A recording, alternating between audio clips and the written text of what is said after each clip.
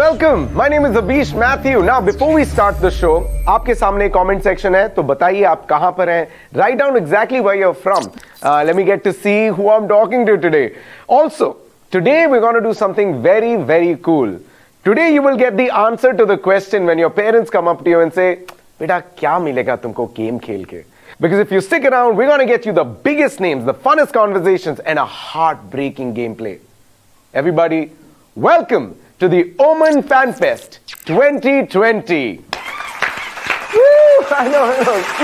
Please, thank you so much for your fake applause from the stock library.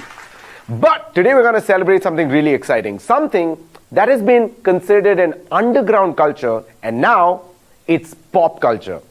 I'm Abish Matthew. Let's choose our avatars. Let's put on our gamer tags because we are going to jump off right into gaming.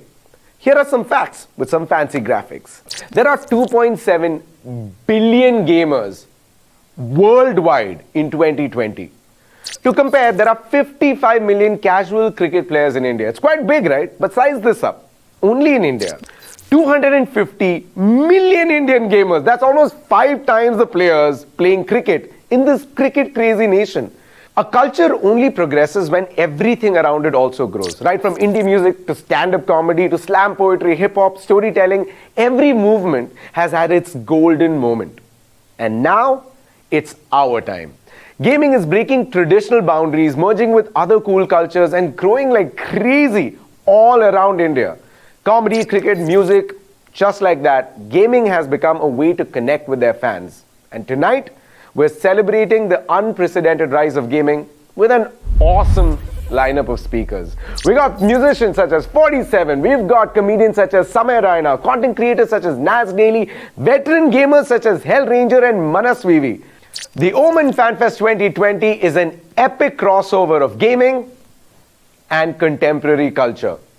By the way, this is our first virtual event to celebrate games, gamers, and their badass stories. We got people from different cultures, communities, and countries who've come together to tell you a narrative about how they have leveraged gaming into their careers. Now, what would a gaming show be without any big announcement? Don't worry, we got you covered. So, do not leave your seats, or your chairs, or your sofa, or your bed, wherever you're watching it from, because tonight we'll be revealing the mysterious OMEN squad, and you could be the potential 5th member. Not just that, we are also announcing India's first eSports scholarship program. And last but not the least, everybody wants to get their hands on the OMEN crib, your own gaming setup.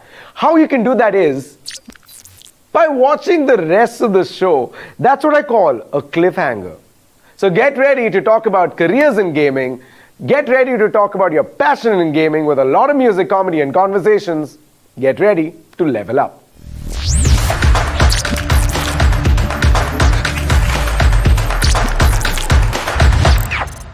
Here's a graphic for you. Now, that's not my head because this guy has better nose. As you can see here, gaming has time and again scientifically proven that it's hugely beneficial for us, especially our brain. Now, I'm no neuroscientist, but this is what the brain of an average gamer looks and functions like. After all, if you look at it, gaming is a heavy-duty brain job. Gaming is one of the few aspects that simulates maximum part of our brain at the very same time. Well, you can say gaming is like a super vitamin for humanity. Well, that's just one side of the coin. The other side of the coin is us, the gamers. You might not realize it, but you guys are gaming all the time. Take, for example, flying a drone. Your hand and eye coordination, your pressure sensitivity, your cognitive geolocation, all of these things that I Googled is exactly what you do when you're playing a first-person shooter. Culturally, gaming is integrated within us. Take a look at chess, the biggest strategy game ever. We made it. We fly kites during Makar Sankranti, which has got like a bird's eye view, but with a tactical approach. It's almost like the first time you're playing flight simulation. Who hasn't aimed water balloons at unassuming suspects during Holi? It's like playing Plants vs. Zombies. Right from choosing your friends, to your investments, to even deciding what to eat off a menu. You know, when you're thinking of calories and kitna ghee dala hoga, your brain is constantly gaming. So, to take us through this, we are going to have a conversation with the best of the best. We are going to be talking to you about how gaming helps us evolve and shapes us into better human beings in Gaming, the Super Vitamin. Then, we shall discuss in detail how we can create a career out of gaming in Show Me the Money! And then, we'll talk about our plans to turn India into a gaming superpower in eSports Gold Quest. And finally, we will crown off the night with some Among Us Mafia goodness in Among Us Play Sesh. By the way, I am not the imposter. So get ready to succeed in your dreams, get inspired with a lot of music, lots of games, and lots of fun conversations. Welcome to OMEN FanFest 2020.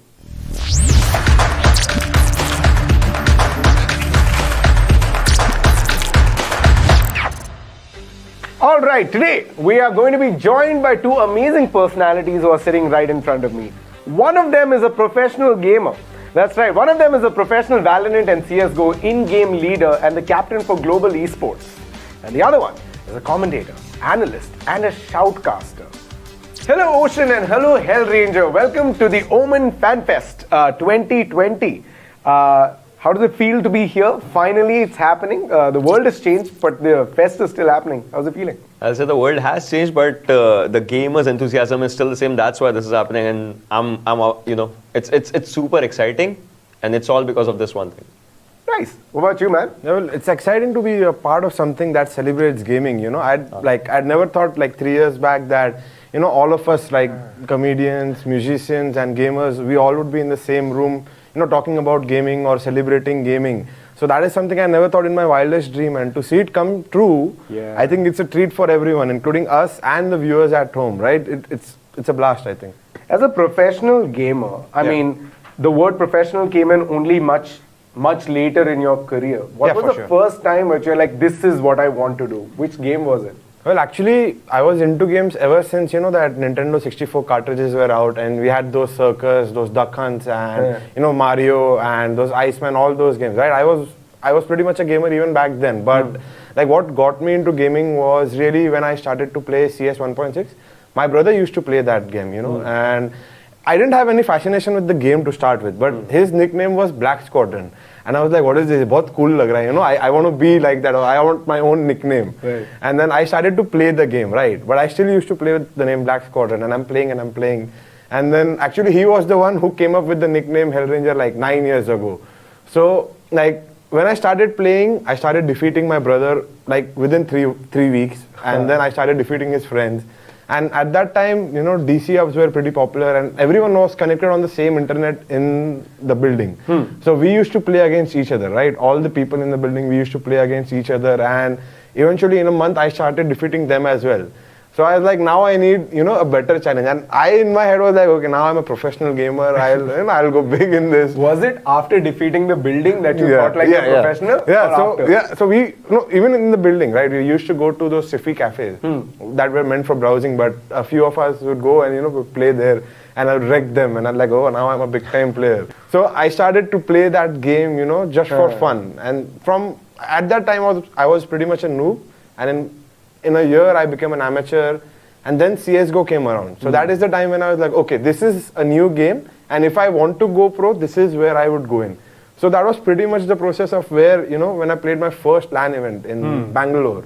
So it was, I think, Game God Cups or something like that, and that was my first ever LAN event. And when I traveled there, the adrenaline rush of playing on a stage in front of so many people, and all those people who are there competing for the same trophy, I don't think anyone or anything could ever match that for me. So that is when I pretty much knew, okay, this is the time now, I'm going to go full into gaming. Alright, so your origin story has vengeance and brother in it. Your origin story has boredom in it. You're a maths teacher? Yeah, I mean, guilty as charged, but still. So that is how I actually went into gaming with everything, if you're just going with it. I mean, that kahin connection nahi banta, to be honest, right? But that is how it actually started, because what happened is, I was just teaching maths to students कि घर पे tuitions हो रहे हैं, सब हो रहा है, but then once you are free, you have nothing to do for the whole day. So what I'm doing is I'm just going and playing the games and all on my mobile phone. So I'm just playing and all, जो कुछ भी चल रहा है. So what happens is PUBG Mobile तब नया नया, it's just booming everywhere. So I'm just going out there killing people and all, उनकी crates बन रही हैं. So there's a very good squad जो competitive and all खेल चुके हैं, represent किया. I 1v4'd them. Like मैंने अकेले ने उन चारों को मारा एक बार. And what I did is उन स्क्वाड ने उस टाइम मेरे को बोला कि we also play whenever we need a person just give us a WhatsApp number, we'll just add you in a group and all वगैरह सब कुछ. उसके बाद I said okay, and then I'm playing and what happens is if I kill someone, I send a screenshot in that group that I met this player, I met this YouTuber today, I killed him with the crate. But then they are like कि crate के साथ photo खींच रहा है, ऐसे तो किसी की मरी crate के साथ तू वैसे भी फोटो खींच सकता है, हम नहीं मानते. So then I was like कि क्या करूं फिर मैं बताने के लिए. What I did is what they suggested, like my friends that I have never met in my life, they suggested कि record किया कर इन सब चीजों को, cause ये बहुत अच्छा content बन सकता है. But then there was one thing, I'll put this on my YouTube, but then there are thousands of videos जो कि इसी चीज के ऊपर है कि गेम प्ले चल रहा है. Then there are 1000 videos जो tips and tricks के ऊपर है. What should I do जो मेरा content outstand कर सकता है? So I started teaching game. I was teaching game mechanics, like what is aim assist, like physics क्या है, किसी gun का physics क्या होता है. I was teaching that thing, so my tuition kind of like my teaching abilities kind of helped me grow out here. So that's how it just just summed up. Oh wow, that's why it's so unique. Yeah. Then just going and playing the game या फिर screenshot उठा के डाल दो. Here you're telling them what it means. All of us while growing up have played different games. We've all played games and it's all shaped our personalities in different ways. But now that you are in the professional league, both of you, as a caster and as a gamer, how do you think, like for you, how do you think gaming has changed your personality to who you are today? Because you're an in-game leader, you are rehearsing and practicing every single minute. So how does it change your personality? Like, I've been gaming for the better part of 11 years, but 7 years ago was when I decided, okay, I want to get into this, right? So, like, I've been very persistent, right? This gaming has taught me persistence firstly, right? If you lose to someone, right, you want to defeat them the next time. So you become persistent. Like, we start from the bottom, right? We're maybe like 150th or 200th best team in India, right? You go your way up and up and up. It's almost like the ant and the hill, right? You keep climbing, you keep climbing, you keep climbing until you get there, right? So persistence and hard work, those are the two major factors which gaming has taught me, And secondly, being an in-game leader, right? It's very important to be calm during pressure situations. So, right, when I started, I used to rage or tilt a lot, even on my teammates, even on myself. I was very emotional, So that over the years has reduced a lot. So I have become a much more calmer person. I'll treat my team the way every team should be treated, right? I'll try to do that. I'll try to keep my rage in check, and that has helped me become a calmer person, and especially it has helped me deal with pressure situations. So right now, I've played maybe over 100 or 200 events, right? So when you're at that event, when you're playing in that pressure, right, you get used to dealing with that pressure. I still remember my first event, right? My hands were shaking. I could not hit a bullet. And I was so nervous that, oh shit, my team is going to lose because of me. I can't play this game, or what am I doing? I should just leave playing. And then to now, when even in loss, right, you're calm and composed, you discuss, okay, this is why we lost, this is what we need to fix. Yeah. You have a game plan already set. So that is something that has changed over the years. You become, you almost become ready to absorb that pressure, right? Yeah. And then, like, you become a better person in general, right? Yeah. So now when I'm under a pressure situation, even in real life scenario, I don't crumble. Yeah. I'll always think of logical solutions, or what are the possibilities, and what I can do to fix or make it the best, right? So that's pretty much about it. That's actually great. Gaming has made you persistent, great leader. Gaming has made you into a personality that finds out entertaining things to put through. I, by the way, learned all the history I know because of Age of Empires. So all I'm trying to say is that it has made me a better human as well. Now there's enough research out there to tell you that if you're a gamer, your social skills are really good. But today I'm going to be introducing you to somebody who used gaming to get to Harvard, and from a shy person went to become one of the most viewed and most loved person in this world. It gives me a lot of pleasure to bring to you none other than Nas Daily. I think they hate me. What's up, guys? How are you? We're good. How are you? I'm alive and kicking. I feel like I'm back to gaming life, just talking to three guys. That's actually pretty nice. That's actually how the gamers, just go with everything. Yeah. Nas, thank you so much for joining us. We've been very excited to meet you, and thank you so much for being patient with us. I had no idea. I knew about you a lot because of your work, but I had no idea about gaming. How were you introduced to the world of gaming? Oh, dude, I think I think we may have, like, all of us, we have similar backgrounds, right? Like, my dad bought me a PC, the dial-up stuff, a PC, and then because I don't have a credit card, I don't have any way to pay money on the internet. The internet was not a thing back then. You just have to download every single free game and only play the free games. Then I got into a lot of different games, and one of them was, I don't know if you guys know this game. It's called America's Army. It is insane. Do you know that game? No. What is it about? Is it a first-person shooter? What is it? That really disappoints me because it's not very popular. So this is what's crazy about this, okay? This is a game developed by actual US Army soldiers. So the soldiers, the software engineers would build a game, and then they would distribute it for free. And then that game is so realistic that anyone that does really well in that game, they would try to hire and bring them as a soldier for the US Army. So it's kind of like a training game for soldiers. It's like flight simulation, but for like the military. Yeah. Really? Does that game exist Wow. even today? Do you play I it? think it still does. It's crazy. So people would get, like, called up, who's good. So the game is really realistic, and that's why I fell in love with it. And do you think playing America's Army, how did that impact you? Like, how did that make you into who you are today? So I'm sure a lot of us, see it like feel this way, but at least for me, like, America's Army was, first of all, like a lesson in, like, life.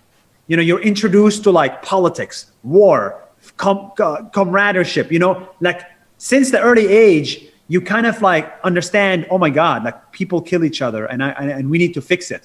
So that was a great lesson that a book is not enough. The second reason why I loved what I got from gaming is I made friends. Growing up, I had no friends. Forget all the followers on the internet. It doesn't really count. I genuinely didn't have friends for tens of years. And on the internet, I met a couple of guys in the UK and in Wisconsin, literally Wisconsin and Manchester. And they're like 30 years older than me. So you made friends with a lot of people across the world because of gaming. And do you think because of, like for me, playing Empire Earth really defined, or Age of Mythology defined what a hero is and the rest of the characters are, so I kind of understood the importance of skill building, for example, even in Command and Conquer. So was there anything that you think as a gaming, as a strategy, you have inculcated into your videos and the work that you do? Yeah, I think, honestly, like, friendship. Like, I learned how to be friends with people through the games. Like, what it means to, like, support your colleague, what it means to, like, literally put your life on the line to go get that kill shot, friendship is one, but the next thing, honestly, is English. Like, the fact that I speak English right now did not come from English books. My mom doesn't speak English. My dad doesn't speak English. My uncles don't speak English. My friends don't speak English back home. The main reason why I learned English is because of my friends in this clan that you join the video game, and they teach you everything about English, the good and the bad. And but the thing that really surprised me, and something that I think all of us were discussing about and wanted to know, was how gaming helped you get into Harvard, how you were able to take that leap in. Can you tell us a little bit more? Maybe for the people who are watching, they're like, oh, if he did it this way, there's hope for us. Playing 1 million video games on America's Army, shoot that guy, shoot that person, boom, boom, boom, boom. You develop confidence and English. And because I had the English skills, I could literally apply to Harvard. And they gave me a full scholarship. I didn't have to pay anything. And that really was the beginning of Nas Daily. Without playing video games, I wouldn't be where I am today. And I don't think any of you guys would be where you are today. Let's say the gaming Nas, is it the same as the one we're speaking to right now? Or is there a hood that comes off and you're like, oh, I'm gonna take everybody down? there is a slight dark side to me. I knew it. Yeah. I knew it. I knew that is a dark side. Boom. And you know what? You guys make it come out. You're making it. If we talk for another hour, it'll come out. There's a side of me that just wants to win the game. There's a side of me that just wants to get a headshot, just wants to just get that adrenaline rush and just do something. But with Nas Daily, we try to be as nice as possible and as kind as possible. But in reality, really, it's if you grow up in a closed community, you kind of think you are right and everybody around you is wrong.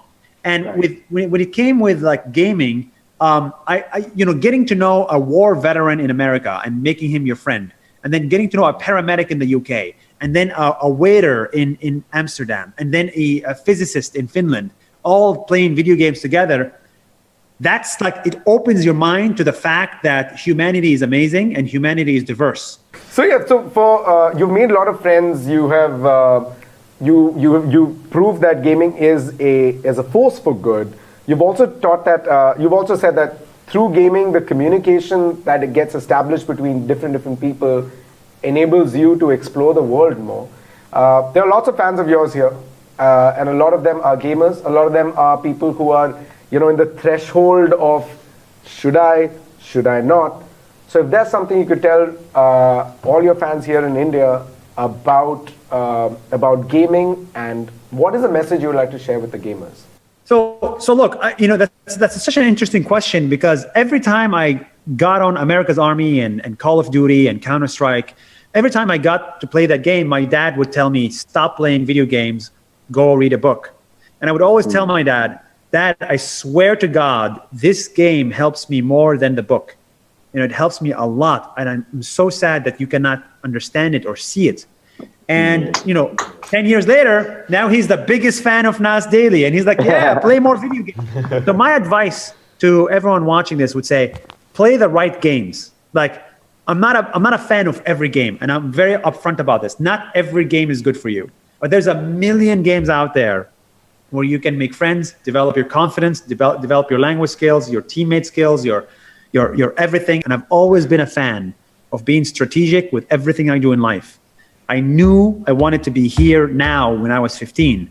And the best way to get to where I am now, if you're 15, honestly, is to make friends in a video game. Awesome. Nas, this is incredible. Thank you so much for joining us, and thank you so much for telling us your entire journey with gaming. And thank you so much for telling everybody about what they should do and why gaming is important. Just 1 second. Mama, I am talking to you. Gaming is good, but when it's on the phone to kill time because you don't want to talk to Pa, not good. I've got other recommendations. You got XCOM, we got Age of Empire, we got Empire Earth. Learn something about history. Nice. Thank you so much, Nas, for joining us. Once again, okay, ready? On the count of 3, 2, 1. Give it up for Nas, everybody! Yay! Great to meet you. I think we'd be great friends if we met in real life, and hopefully we can do that one day. Keep up the great For work. sure. Thank you. I'll see you in America's Army now. Yeah. Bye. Bye-bye. All right, that was Nas. This was an incredible conversation that we had where we were trying to find out everything good about gaming and how Nas is where he's at and how gaming helped out. Good, the fact that we are parentally approved in gaming, right? It's very lucky for us.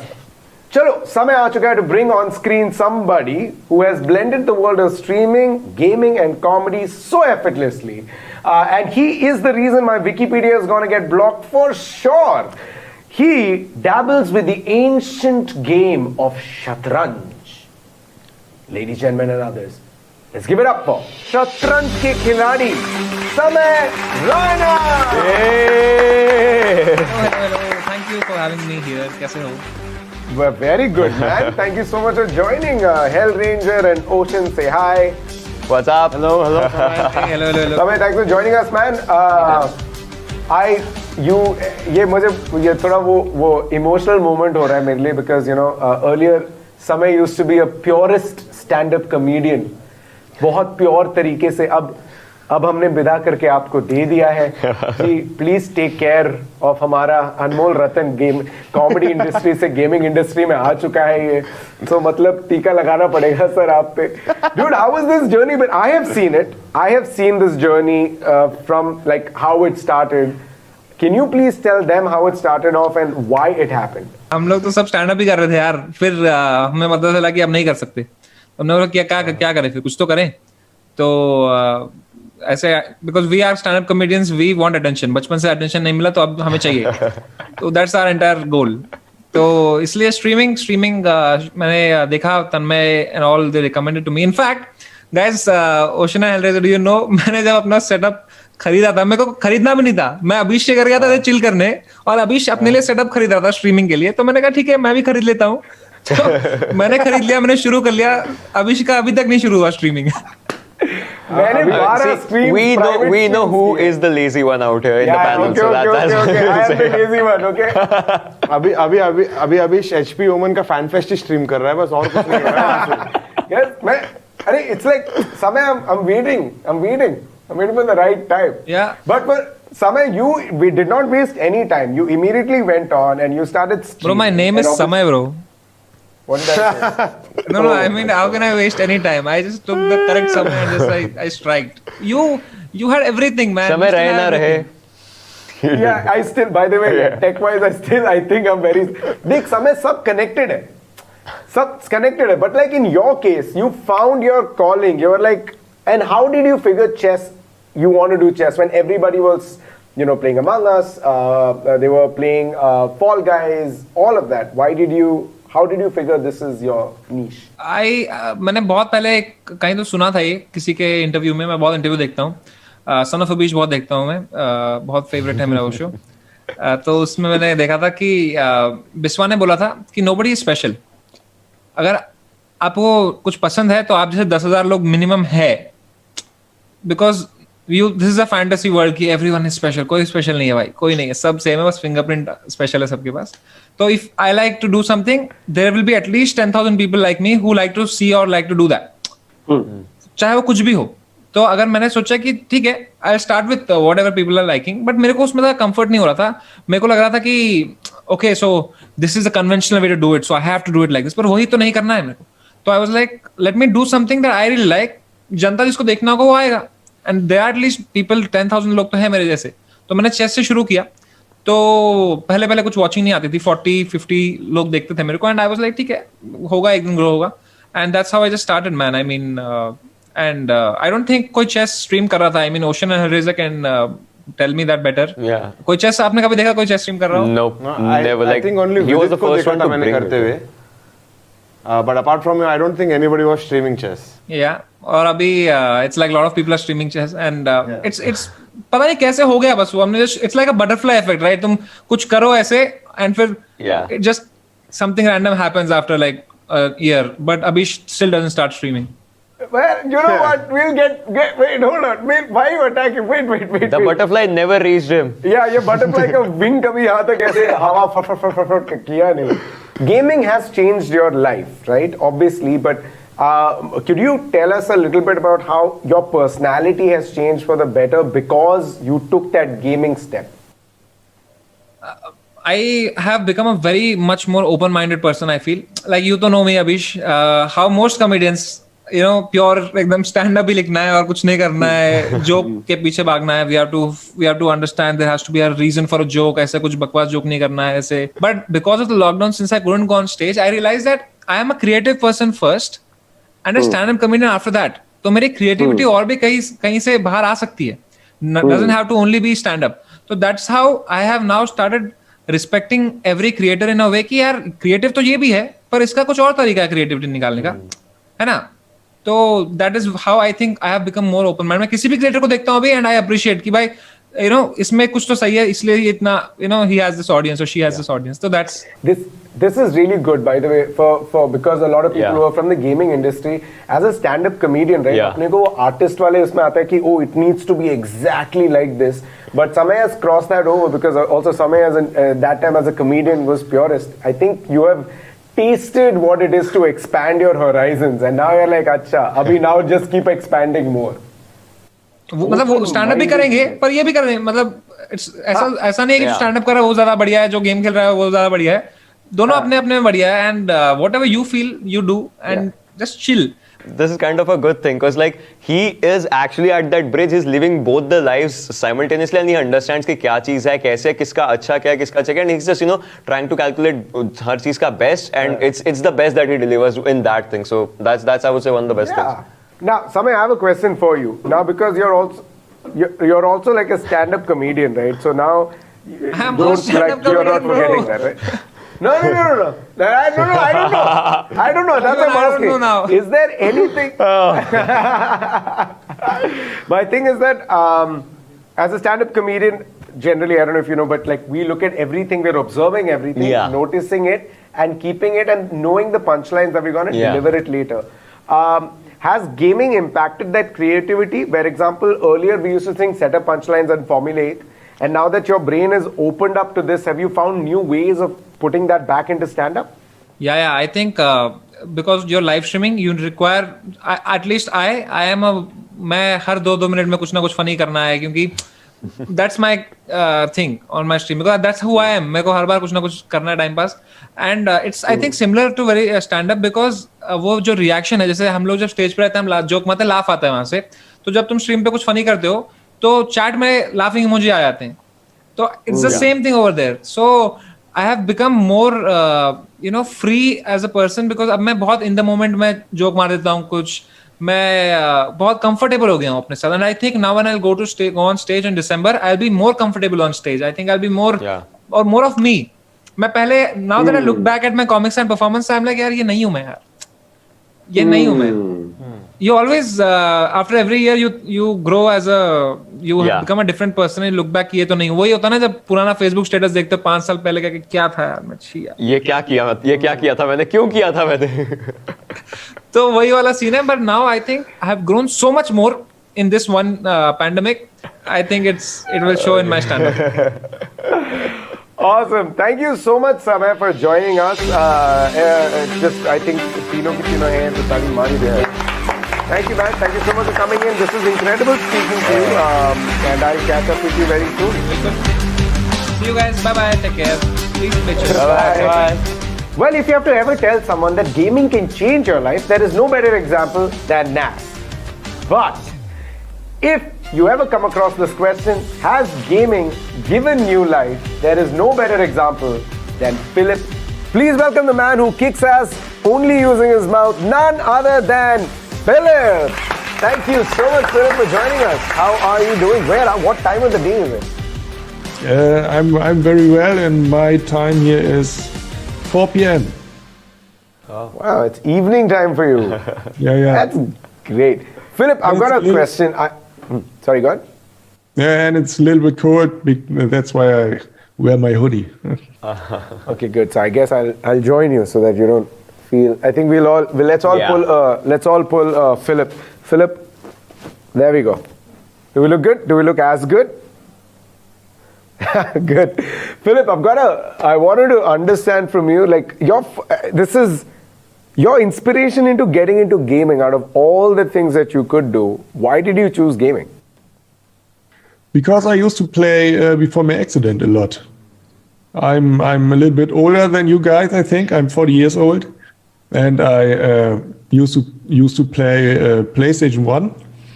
I had my accident when I was 16, and I used to play games with my homies a lot. We played PlayStation. My first game was actually Pac-Man. You know, every time I'm playing a game, like I remember cheat codes from games. Do you have any first-time memory of your first cheat code ever used? I have to admit, after my accident, so for explanation, I can't move my hands at all. I can move my arms a little bit, but I can show you my hands here. I can't move them. I can move my fingers. And after my accident, I wasn't introduced to the quad stick here, this device, at all. I think I have my quad stick now for a little bit over 2 years. And before I had my quad stick, I only used to play with trackball. and on the left button I run, and on the right button I shoot. And to get along through the levels, I always used God mode. Oh, so for you, using God mode enhanced the games quite differently than the rest of us. Yeah. So now, as far Without the God mode, I was already dead after the first 2 minutes. that's the initial. Can I take a look at your setup a little bit more? So when you use when you use your mouth, is that like the joystick that allows direction? Yeah, I can show you if I do this. Yeah. That's WASD. It's like a that's a joystick. WASD. Yeah, I can write my own scripts, and the device has three holes, and you can puff in it, and you can zip in the hole, and then you can do some combinations, and you can do scripts with up to 32 different key bindings. And that's everything I do with my mouth. But I have a gaming mouse on my desktop, and I use the gaming mouse to aim. But I only put my hand on the mouse. It has a sticky surface, so that that my hand won't slip on the mouse, and I can aim with my mouse. But everything else I do with my mouth, with the quad stick. You're more like an inventor, scientist than a gamer at this point in time. I feel like the dude who invented the thing here helps a lot of people in my situation to play the game. it's amazing. It is amazing to know that there are, for someone who's so passionate about gaming, nothing can stop you. Now, I wanted to ask, not just with in life, but ever since the accident, because you have enabled yourself to play games in the way you are, do you think gaming has kind of pushed you as a personality to look at what else can I do that can enable my life to be better? Yeah, I would say so. I think sometimes you are in a certain mood where you think you can't do it, or you it's very difficult. But through gaming, it took a lot of time to get good at something, especially in battle royale games or first-person shooters. I play, I think, only first-person shooters at the moment, and there are a lot of pros, and it's very difficult after time. I used to play a lot of PUBG, and I stopped it because the boom of PUBG was over, and only the real pros play PUBG, and then there was no place for me anymore. Oh my God, journey in gaming is pretty much the same. As soon as you get really experienced gamers, I'm like, I'm going to the next one. Yeah, and then Call of Duty Warzone came out, and it was the next boom, and here I am. Okay, so basically, everyone needs to follow you to figure out what the next game boom is going to be. So you are what we call like a good luck. Good luck for all the games. So if there's any game developer, if you really want your game to do well, you need to get in touch with Philip right away, because he's the good luck charm. Philip, can you imagine a life without gaming though? No. I met a lot of cool people. One of my best friend, I've never met him, but in real life, but I met him through gaming online, and yeah, I won't miss him. And that's because of gaming. That is so true. I think I completely forgot about that perspective where you make friendship and that lasts way longer. Yeah. But good. Thank you so much, Philip, for joining us. Thank you so much for coming and talking to us and telling us about all the cool tech and also how gaming has completely changed your life. Yeah. It was very nice. Yeah, Thank absolutely. you. Thank you for having me. Thank you. You take care of yourself, man. See you. Yeah, bye. Bye. Bye. What's incredible here is the fact that if you give me all the technology in the world, I don't think I'll even come remotely as close as good as this Philip. Gamers never quit. We only respawn. Respawn as gamers or comedians or streamers, anything. but it's been scientifically proven that gamers make better doctors. Now, don't ask me how I know it, because I had the privilege of speaking to an actual doctor who's a pro gamer himself, and this is what he had to say. Yeah, so as a child, I was always interested in sports. I've always played basketball for my school district, and then I also used to play a little bit in the university. That's how I got into Counter-Strike as well. Once I found out I was slightly good at it, I got into the team aspects, and that actually got me hooked to Counter-Strike, just competing as a team and winning tournaments, being better than others. And also medicine. I don't practice the conventional medicine where I sit in outpatient departments, seeing patients day in and day out, speaking to them and then following them up.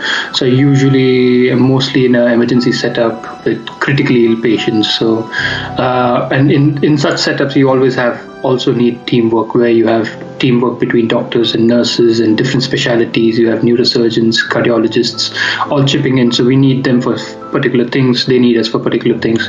And also is very dynamic. Things keep changing every day, every minute. So I think that aspect of being adventurous, you might say, and also being looking for something new every now and then, challenges, is probably the similar aspects between gaming, sports, and the medicine that I practice.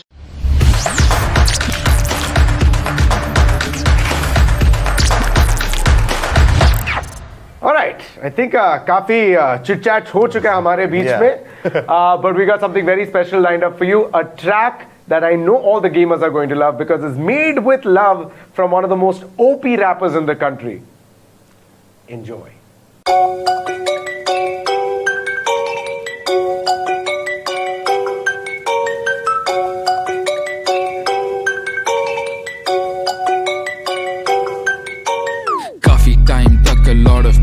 have been calling names मुझको लगा मेहनत ना चली जाए all in vain एक दूसरे के दोस्त यार साथी हम ही थे एक साथ हमने डांट खाई सबकी मम्मी से मौका टाइम पास तेरा फ्यूचर होगा इन द स्ट्रीट्स देख हमने टाइम पास की बना दी इंडस्ट्री चिल करके छापा पैसा मिल गई जैसे ड्रीम जॉब मैं ही नहीं मेरे जैसे स्क्वाड में है 3 और देख मेरे साथ स्क्रीन के उस तरफ रखे तू पैर मालूम नहीं चलेगा रात से हो जाती कब दोपहर प्यार हो या गाली यहाँ सब कुछ पड़ता मुंह पर तभी लाइफ वाली गेम में हम रोज करते लेवल ऊपर रस्ते चाहे उबड़ खाबड़ लड़के अपने सुपर चावड़ यही अपनी सुपर पावर सारे लड़के अपने बैड बॉयज राइवल करे sad noise OP in the chat boys रस्ते चाहे उबड़ खाबड़ लड़के अपने सुपर चावड़ यही अपनी सुपर पावर सारे लड़के अपने बैड बॉयज राइवल करे sad noise OP in the chat boys dedication एक नंबर फोकस सारे Broz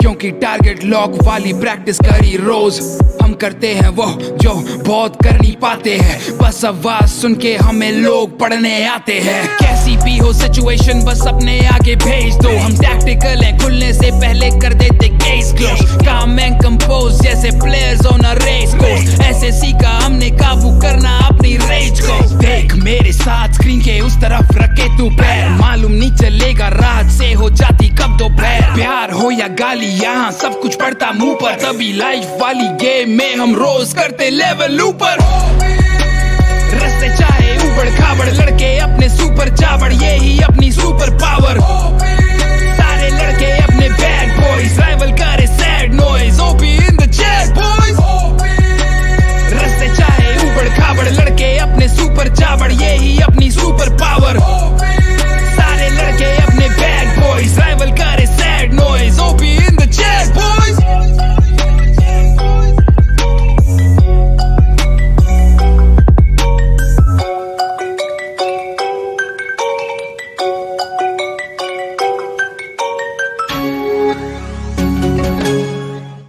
If you like that track, you're gonna love the man. Give it up for none other than 47! Huge round of applause to you and to that great song. कितने दिन में बनाए?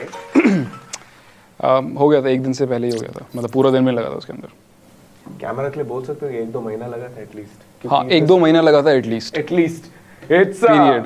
The track is too good When you were making that track, did you want it to be like an anthem? Because it sounds like a anthem. हाँ like I mean I had the title in my mind कि मेरे को लगे इसको OP बोलना है and I really wanted कि जब वो word आए तो ऐसा लगे कि 4-5 लोग या 6-7 लोग या जितने भी एक स्क्वाड के अंदर लोग होते हैं वो एक साथ बोल रहे हैं उस चीज़ को. So अगर कोई भी गाने का स्ट्रक्चर वैसे होता है तो it clearly becomes an anthem. जैसे कि you know the hip hop culture अभी slowly mainstream है. पहले वो was a subculture से pop culture बन चुका है. Okay. Gaming also has a similar kind of narrative, right? Yeah. And you are part of both of it, and you're a very proficient rapper. Yeah. But in the gaming industry, what do you think it's going to happen? Is it similar? Do you think a similar gully boy movement will happen for gaming? Yeah, I do see a trend though. Like जैसे hip hop में हुआ पहले हम लोग we would just do it for ourselves. उसके बाद we saw the YouTube thing happening कि जैसे स्टैंड अप कॉमिक्स के साथ हुआ वो चीज़ चलने लगी. फिर next year was for rappers. फिर गली बॉय आई एंड देन लोगों ने दूसरे रैपर्स को चेक करना शुरू किया. I think same things gonna happen for gaming to. I mean it's like almost main stream man. Like जैसे बाहर वाला सीन है वो ऑलमोस्ट हो चुका है यहाँ पे. They might just make a movie on that. Gaming boy. I don't know gamer boy. Gaming boy. Yeah. Well, it doesn't sound as fun as Game boy. Well, that's a copyright issue right there. Yeah. So I think हो सकता है उसके लिए. I mean वो जा रहा है जहाँ पे उसको जाना चाहिए. People half my age are making 10 times than what I do. It's direction बहुत सही है उसका. But as far as the gaming is concerned, because you're also part of the gaming revolution that's coming up. Yeah. What genre of gaming did you start with when you started playing? I don't know if it would be considered gaming, but like I come from the time जहाँ पे boxy computers होते, like the big monitor जिसको बोलते थे, VDU, visual display unit. So I would just come back from school, play some San Andreas, and there was this one point of time जहाँ पे missions करना छोड़ ही दिया था. I was just like get on the bike, you know, play music, kill people, fun stuff. You know? Fun stuff. Yeah. Quite a gangster, I see. Quite a gangster. Yes. But उससे पहले I have played like जो TV पे those Chinese rip-offs of Nintendo 64 like cartridge वाला जो scene होता था. I've done that duck hunt and stuff. Gun लेके like TV पे लगे खड़े हो जाते हैं. So अगर उसको gaming बोलते हैं तो I've done that बहुत पहले से. Yes, it is gaming also, Yeah. and that's the version of the gaming before. Now, like hip hop earlier was not accepted by the mainstream earlier, right? हाँ. And now I feel, do you think gaming has an advantage, or do you think gaming भी वो subculture की तरह बना हुआ है अभी, like hip hop was? Perspective की बात है यार. मतलब जो गेमर्स है उनके लिए तो प्रॉपर कल्चर ही है वो. हम उसको कैसे देखते हैं उस पर डिपेंड करता है. लाइक अगर मैं मेरा जो लाइक गेमिंग के साथ सीन है, there is a song of mine called Gooda. 2019 में मैंने उसको रिलीज किया था. आज तक काफ़ी सारे गेमर्स हैं जो उसके ऊपर अपने मोन्टाजेस बनाते थे, trick shots and all compilations and thing. I still don't know like what worked for me. वो टेम्पो था, एग्रेशन था, कंटेंट था, व्हाट वाज इन इट. तो मैं गेमिंग को इस तरह से जानता हूँ, लाइक जैसा मैं देखता हूँ, and I see that growing every day. मतलब वो गाना इतना यूज हो गया, सो आई नो कि लाइक अगर वो गाना ज़्यादा यूज हो रहा है तो ऑब्वियसली ज़्यादा मोन्टाजेस बन रहे हैं, मतलब ज़्यादा गेमर्स आ रहे हैं. तो जब नंबर ऑफ यूजर्स बढ़ते जाएंगे तो clearly it will become more main stream. I don't know if you've realized it. आपका पहला गाना became a montage sequence. Your second song is for the gamers. Yes. So I think as a rapper, if you've dedicated one entire song to gamers and one song that the gamers made their own, I think you're part of the gaming revolution. I am, yeah. मैं modest भी नहीं हूँगा यहाँ पे. Okay, cool. The modesty has left the building currently. Left the chat. The modesty has left the chat. By the end of tonight, we will be playing games with you. We will be playing. Please go easy on me. You know, I don't know, man. I don't know. You might not be good with your hand and eye coordination, but मुंह से तो बहुत अच्छा बात कर लेता ना. We've got a game for you lined up, which requires this and this more than this and this. Thank you once again, 40. Everybody, make sure you write down OPOP in the chat. Yep, works. Yeah. Also, thank you so much everyone for joining this session. We've got another session lined up for you. But before that, we got some cool announcements lined up. For example, this one.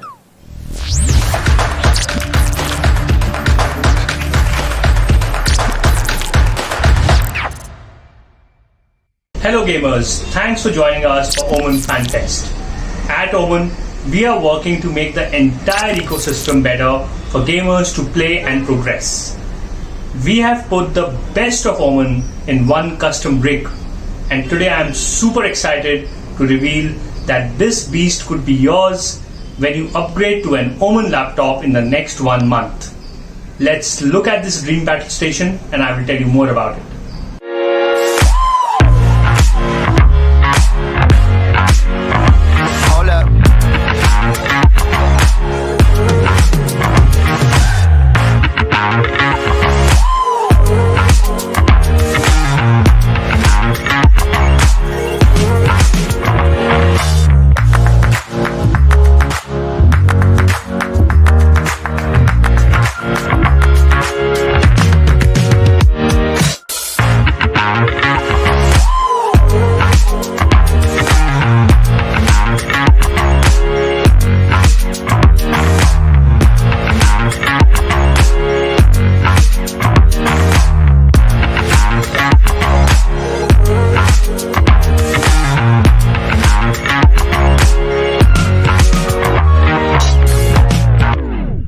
As you saw, the Omen crib comes with all the equipment and the setup which you need to play at your very best. Buy any Omen laptop from 3rd till 31st December from Flipkart and you get a chance to win one Omen crib every week. Follow us on Omen India to stay updated. Thank you.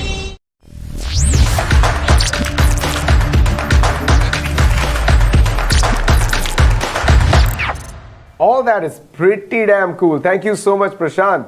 Well, now that you guys know the advantages of gaming, it's time for you to find out how do you make money out of gaming. And that's what we are here to discuss. Next time you get a question from your parents कि ठीक है मतलब पैसे कैसे कमाओगे gaming में तो ठीक है. You can give them examples of Dynamo, Mortal, Carry, Crompton and Scout. But not just that.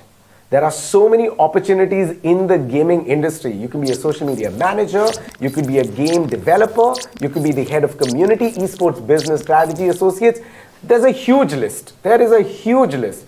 All you need to remember is that during Age of Empires, Confucius said, no, do what you love, you'll never work a day in your life. That's right, I learned about history only through games. That's what ends up happening. But instead of me telling you how to do it, let's invite the two people who've turned their dreams into reality and have converted gaming into their careers. First up is a law student who's turned into a live streamer. And joining her is the head of Team Fnatic and eSports entrepreneur. Everybody make some noise for none other than Manaswini and Nimish Rao. Nemo? What should I call you? Nemo? Nemo, yeah. I'll call you Vivi then. Vivi and Nemo. Thank you so much for joining. Okay, first question to you, Vivi. You're a streamer. You're a live streamer who started generating a lot of fan interaction and a lot of people have started following you. What was that first step in which you're like, this is something I really want to do and continue with?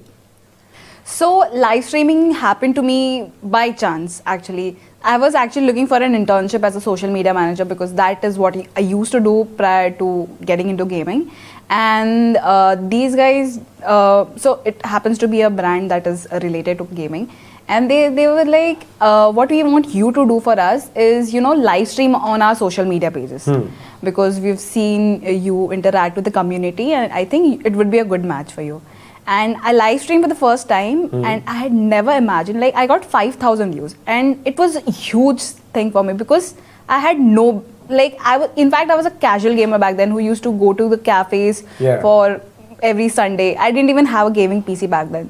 So that is how I got into gaming and because I'm very socially social media extrovert is what I would like to call it because I use my Facebook as my personal diary. Like there was one I put up stuff like what guys, today I ate jeera instead of soft, so like all that bullshit, and which is what people like to hear from a streamer. You're just playing games. I think skills count up to a lot, but then again people are looking to have fun because they play games as well. So that's a good point that you brought up. Like as a streamer, it's charisma over skill. It doesn't mean that you should have both, but it's the charisma, it's a personality, the entertainment that comes through.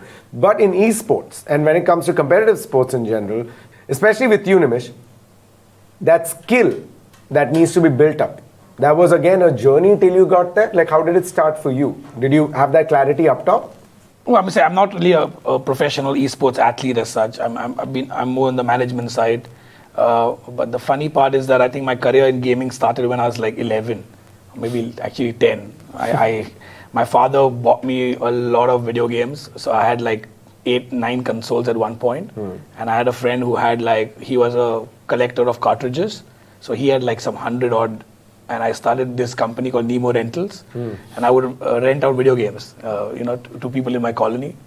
And I think at 11 I was making like 1,500 or 2,000 rupees a week sometimes. Wow. So yeah, I guess it kind of stayed back with me at one point that video games can actually make you money. Do you think the money that you're earning or the investment that other brands are doing is enough to survive, or is it enough to thrive? I mean, investment part, I would actually like to tell you how I began the whole journey. Like I told you, I didn't have a gaming PC. Right.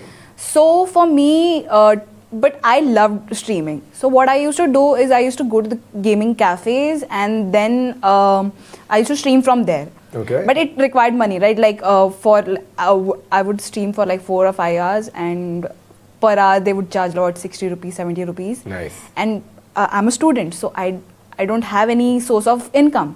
So that is where my parents came in. Like they knew that I was doing something, and they were I wouldn't say completely against it, but they were like, study. Yeah, they were questioning it. Yeah, but my mom would give me an monthly allowance, and she knew that I go out to play games, so she would just give me some money. She knew that, and which is why she gave me extra money so that I can go and play. So I think that is a huge investment, but my mom was my first investor, I would say. Your mom was your gaming manager and your first investor. That is, in a way, like, take that, other children. Okay, go on, please. So, and after that, like when I wanted to build a, professional, because I started streaming, and then I wanted to increase the quality of the content that I created. That is when I was selected as YouTube's Next Up Gamer for 2019. Right. So that is when YouTube was my next investor, I would say. Like they gave us a huge production kit, which definitely did increase a huge, plus point in my quality, my streaming quality. And do you think India is at the global level currently, or how long do you think we'll get or kind of surpass the global benchmark currently? Well, I'll be honest with you, we are still a very, very young industry. I don't consider, at least I don't consider myself as a part of the Indian esports industry. I consider it as a global industry. And we're all here to learn. I think there are certain practices that people have realized worked in the Indian market that don't work in the global market. And there are certain things that work in the global market will never work in the Indian market, right? So we're all unique in our own sense. But the reality is that we are far, far away from being an industry, especially esports. I'm not talking about gaming, but esports, we are far, far away from being profitable and from being somebody who is actually going to show the value that we've shown so far, right? Right. Obviously, we've been valued at $400-500 million as teams. But we still have to continue showing the revenue, continue showing the growth, not just in terms of numbers of followers and numbers of fans, but also in terms of competitions, in terms of investment. And I think eventually we'll get there. Like every other sport, I would say 10 years down the line, I will be very surprised if I don't see a school level competition in esport. Nice. Obviously, that's where my dream would be. 10 years down the line, I want to see a 12-year-old kid fight to eventually play for Fnatic in India as well. Right. Now the question I'm going to ask you before we move on is that at a level where you are at, which is the esports industry and the Indian gaming market, both of them are making a push to get more and more audience. What kind of jobs do you see that in the gaming industry that exist and probably will exist in some time? Well, I think with a lot of investment coming in esports, I do feel that a lot of jobs will come within the management side of professional teams and professional athletes. Again, similar to any other sports, where jobs like coaching will open up, jobs like video analyst and game analyst will open up, even something as unique as fitness trainers. Which is extremely huge in some markets right now, where obviously India has not reached that level where the streamers or the gamers are taking their fitness seriously. But it is something that eventually, if you don't look after it, you basically are not going to be able to, extend your career. So whether it's basic, gym for your back, whether it's basic understanding to get your mind right, there is a lot of research that's going behind that as well. So those kind of jobs will eventually open up, and then your traditional back-end production jobs, whether it's casting, whether it's video production, whether it's social media management. There is so much to the whole world of esport. And I'm not even talking about gaming. I'm purely talking about esport right now. And then when you add gaming to that, then the whole world is like, you could be a graphic designer, you could be you could be somebody who designs apparel for a game publisher. I've seen people do music videos for game publishers as well. So it's basically the subculture that completely gets sucked into gaming, and gaming becomes like this mother of all subcultures in a way. So So I just wanted to say, we were talking about jobs that are completely in a different market, and we don't see gaming as an industry. But I, as a law student, would someday, like to practice within the gaming industry as as an esports lawyer probably. Oh yeah, maybe that's what it's going at. Oh, yeah. So if you have any problem, please make sure you can contact Vivi currently. She is the only person I'm gonna vouch for as a esports lawyer. Excuse me, let me mediate this negotiation. It's where this is going to.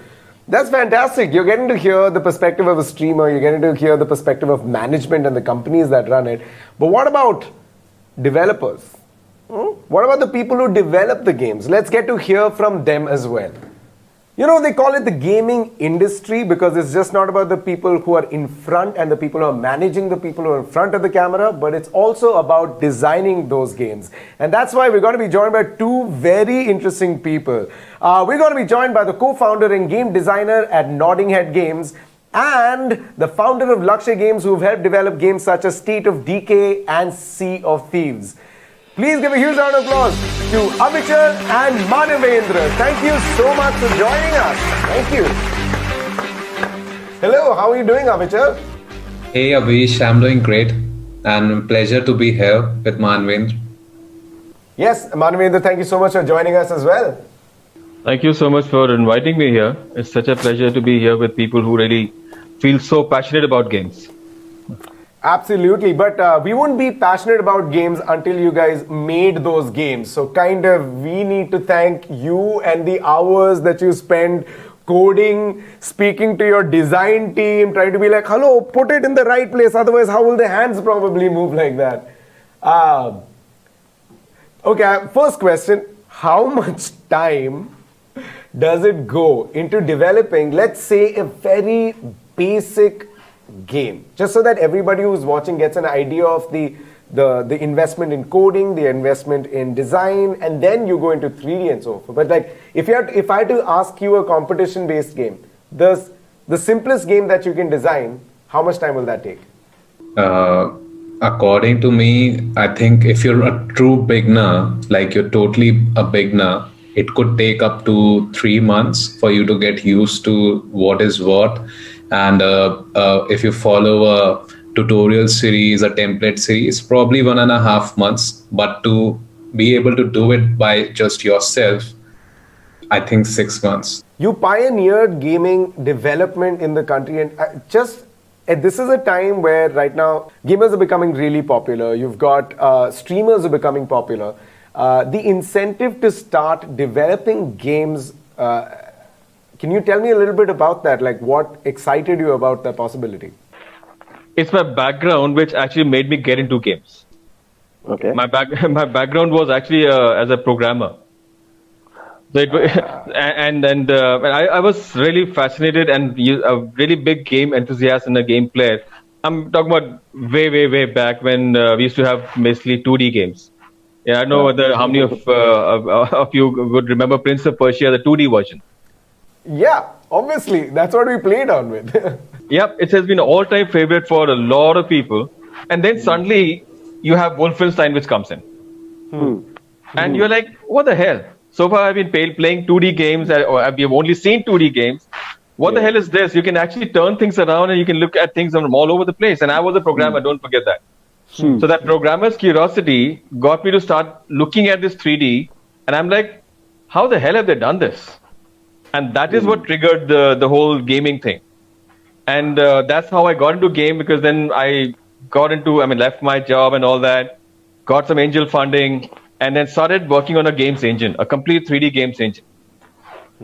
And that's how my entry to games happened. And then we actually spent almost 2.5 years making a complete games engine. That's how I got into games. That's a very, very long time back. Yeah. My question is, actually, it's not a question as much as it's a congratulations. Right from the onset of the idea to the execution of it, like where is that seeding thought that came in? Like, I want to make a game that is not just entertaining but also educative for people to understand what the Vedas, and the entire mythology of India. So the thought of making Raji, it all started with a trip to Jaisalmer, Rajasthan. And there I was at this place called Patwo Ki Haveli, early 18th century. And I had this frame in front of me, no people, no wires, and just me and that, something from medieval times. And I felt teleported. And I had that feeling. And this is when I was transitioning from a gamer to game designer. I was 1 year away from graduating my college. So I was ready to go into the industry. So that thought was just with me, that how come we don't see games from India or set in India or based in India? And I somewhat knew the answers, because I knew the gaming industry is new in India, fairly new compared to US or Europe. But then I was like, we got to make this happen. And I think the vision was to put India on the game dev map, and specifically PC and console. And when we say that, we're talking about a high top tier quality indie game. That's true, but also if you look at this, gaming development is really interesting, because you have not just the passion of gaming, just the passion of storytelling, but parentally approved hard work. Like coding comes into this, technical skills come to it. How the mindset has changed from the early 2000 to today. Early 2000, when like I was saying, I was like getting into gaming. You know what was the first thing my father asked?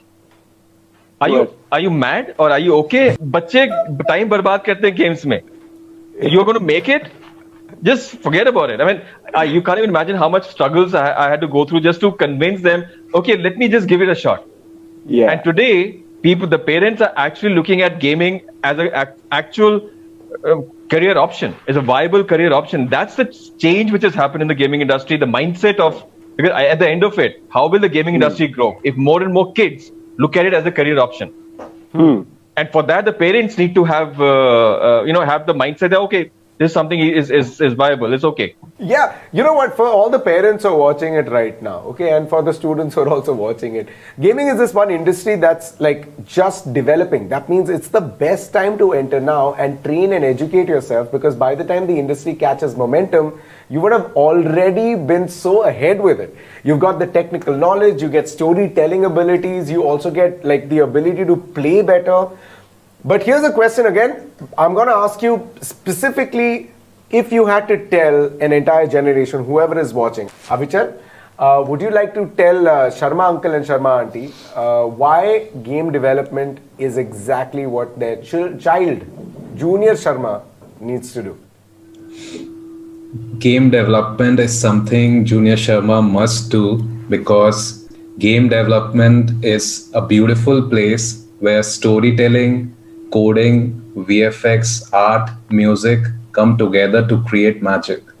And this is where passion comes from. This is where the gamers find passion. And just to give context to Sharma uncle and auntie, gaming industry eclipses movie plus music industry. That's how far games have come. So if you're still thinking it's a waste of time, you need to go on Google and ask Google. Yeah, to that, what I would like to add to that point, because is something which is for Mr. Sharma and Sharma uncle and auntie, they need to understand that gaming is a $160 billion industry. And you combine movies, music, theater, animation, all of them, you will barely reach 100 billion. Now, where do you want your kid to be? In the industry which is like double the size of all the other creative things put together, or just somewhere else? So now it's just a question. It's a perspective. Yeah. And in India, people don't understand that much because they haven't seen the gaming Bigger universe. picture. They haven't seen the bigger picture. Correct. But you don't realize gaming is the largest segment of entertainment industry globally. Put all the other together, and gaming is still the biggest. I think your answer to Mr. and Mr. Sharma aunty just numbers. You had them at $160 billion industry. बाकी सब उनको सुने नहीं. इतना जाओ. I feel like Sharma uncle and Sharma aunty will start reproducing more kids to go into gaming so that they can start their own development now. They'll be starting classes on game development. Yeah, which reminds me, now the final question is that if somebody wants to enter game development, what is the first step that they can do? Madhavendra, would you like to tell us, like if someone like me or Junior Sharma has to enter, what's the first step they need to do? Where can they go? Parents will not like it, but start playing games. Because the more games you play, the more you understand the industry. The more games you play, the more you understand what goes into making a game. Because for me, because I don't want to be, I just want to just jump into something and then ask a question. Okay, now what do I do? It's very exciting to say I want to get into game development, but it's more important to actually play the games. Because when you're playing games, you're looking at all the aspects, and don't play it as a player. Play it as somebody who wants to make it. And then you will see it is not just all fun and games. It is a lot of hard work, a lot of disappointments. We have to accept that also. It is a lot of disappointments. Yeah. And if after learning all that, you still want to get into the industry, you're perfect for the job. So I do agree with Manmeen's answer that first playing games and figuring it out, is this meant for you? If you can't play games, this is definitely a no for you. If you can't love playing games, it's still a no for you, because I've seen people quit midway. I've seen people quit 4 years in, 5 years in. This is a hard industry. Your talent, your skill, this develops, it takes years. And a lot of people, it's great to present these numbers to you and they do happen, but there's a lot of, sometimes even decades. People know about Horizon Zero Dawn. It took 8 years to develop. Right? It was not done in 2 years, 3 years, 4 years, 5 years. It took 8 years. And if you read about the journey, they went through a lot of failures. Raji also went through failures and a lot of struggle to be able to, finally release. And all the kids, I would say, in game industry, all the branches come from 3 pillars: game art, game programming, and game design. So lighting artist, tech artist, or engine programmer like Manvendra was, or feature programmer or UI programmer, UI artist. So all of them come from these 3 pillars. So if you can identify, once you're done playing and loving games, where do you want to go? Do you want to do art? Do you want to do code? Or do you want to design how the player plays this or write stories? It all starts with these 3 pillars. And I think that's where you should do your own research and figure it out for yourself. What do you really want out of this? Because this is a very long and a hard journey for a lot of game developers, and your passion and your skill set is what's going to make you survive, and you have to be a team player along all of this.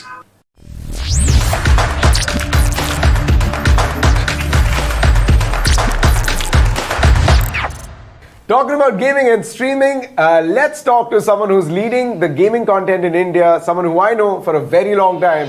Give it up for Shilpa Kismani! Hi, how are you doing? Thank you so much for joining us on such a huge screen. Thank you for having me.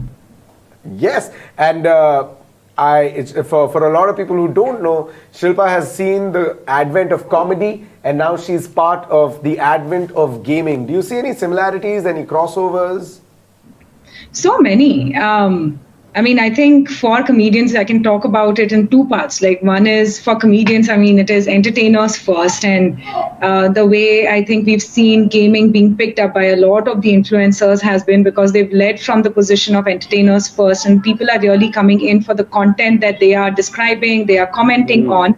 And the video is essentially the gameplay that is lending to the content creation part of it. And I think we saw a lot of this happen during the pandemic time, where a lot of folks were at home. And essentially gaming became the vehicle with which they could videofy what they were feeling, how they were being, etc. And from a gamer's point of view also, I think they have also recognized at the end of the day, in order to distinguish themselves from each other, there has to be a clear USP. Yes, a good gameplay is super critical, but how do you differentiate yourself when two of you are at par in terms of your gameplay? Then it just literally goes into what are the nuances that you're going deeper into, understanding your audience, what are the conversations that you're bringing up, how relevant are you being about trends, and what really distinguishes you from each other then. So lots of cross-pollination happening. I mean, you've been witness to it with so many stand-up comedians as well as influencers taking to gaming over the last 6 months. And we've seen a lot of the gamers experimenting with lots of formats to stand out.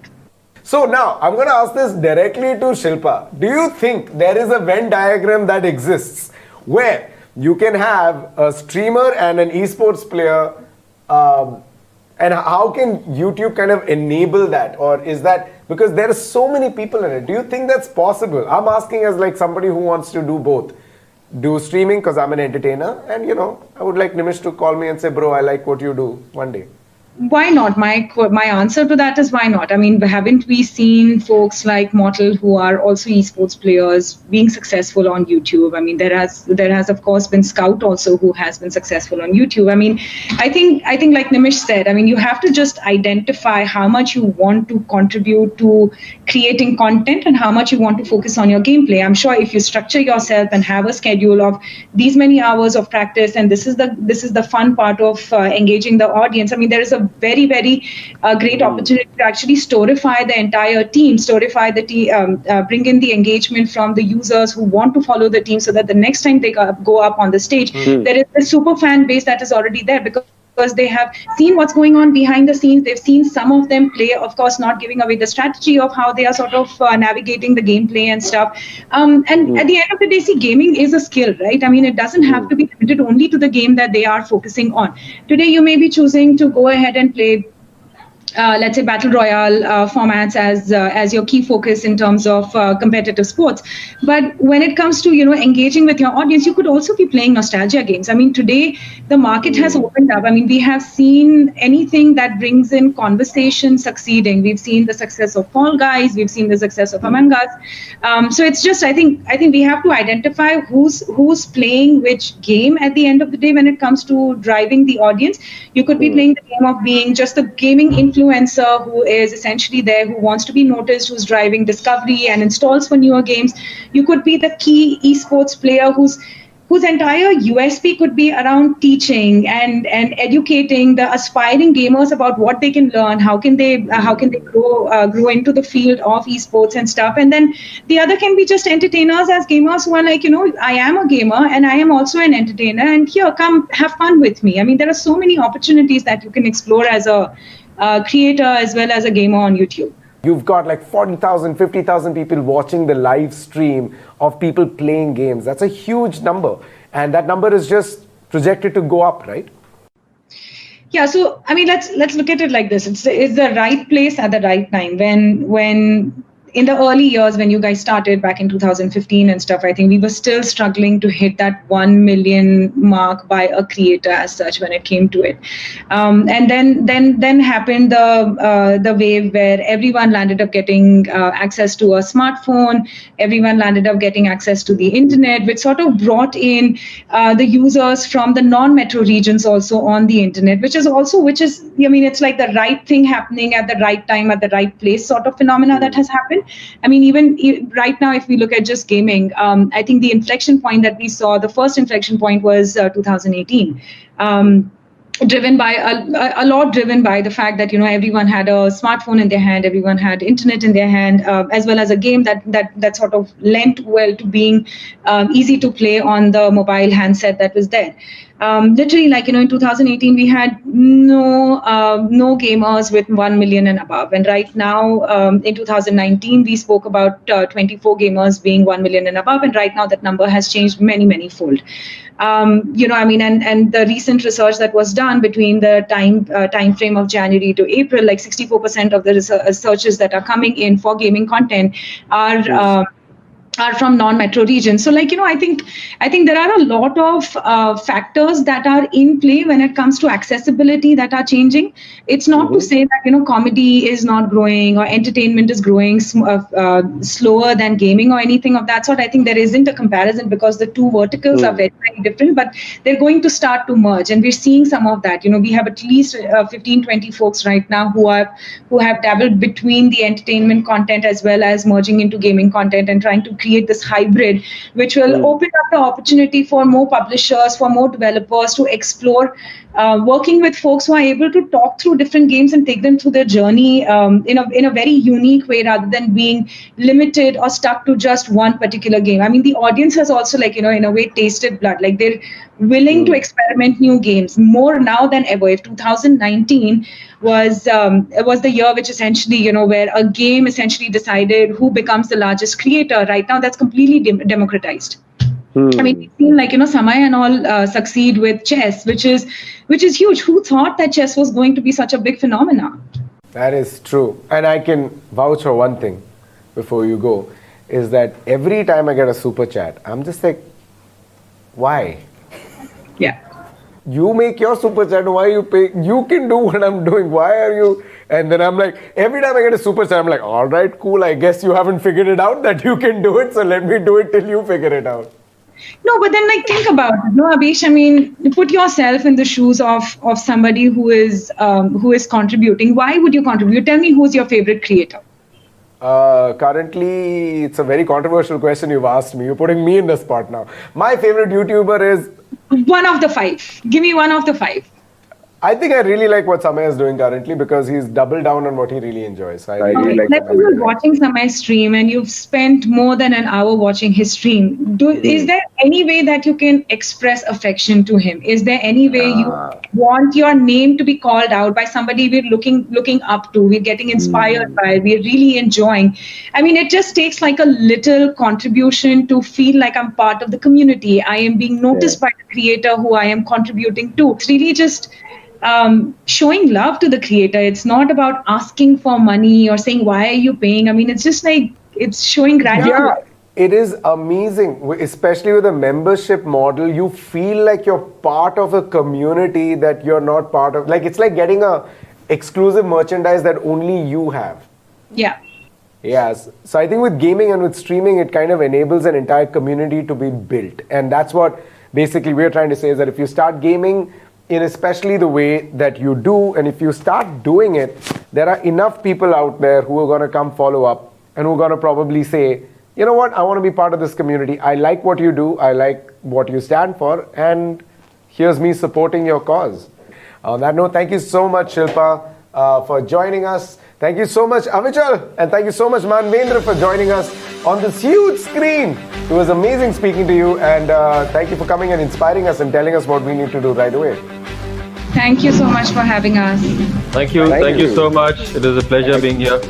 Absolutely. $160 billion industry on a big screen. That's what you're getting to see on a big screen. All right. Thank you so much. I'll see you guys soon.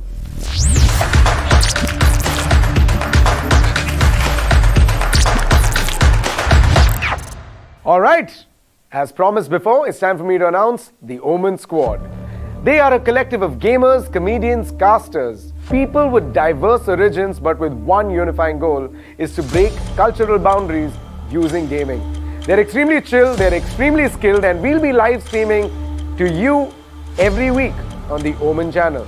Are you guys excited to meet them? Because I'm excited to introduce them to you. First up, whether he's playing Valorant, CSGO or any other game, he's got the skills, he's got the kills, and he's got the leadership ability. Make some noise for Hellranger. We've got a professional live streamer and a caster. Whether she's playing horror or a first-person shooter, she's lively, she's funny, and she's gonna leave you in splits. Give it all you got for Manas Vivi. He's a hype master himself, man of many talents. The knowledge he has about gaming is undeniable. Make some noise for none other than Ocean Sharma. The fourth member of the OMEN Squad is none other than me.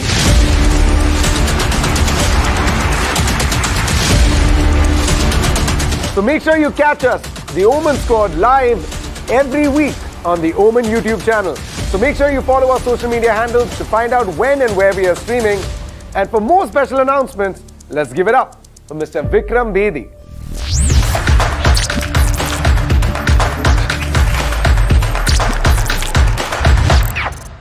I hope you guys found that session inspiring. It'd be really good to see more passion about careers in gaming. Live streaming, as you know, is one of the coolest and the most enjoyable jobs in gaming. I know most of you here love watching it, and many of you want to live that life. Well, here's your chance. The Omen Squad has a 5th slot open, and that slot could go to any one of you. This is your chance to create content, live stream, and hang out with the Beesh, Ocean, Hell Ranger, and Manas VV on part of the Omen Squad and learn from them to make you play better. We'll be announcing more details on how to play. Do follow us on Omen India to know more.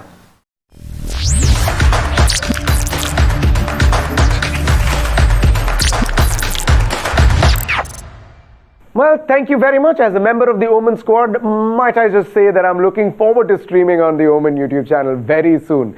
Now, my voice is running a little hoarse.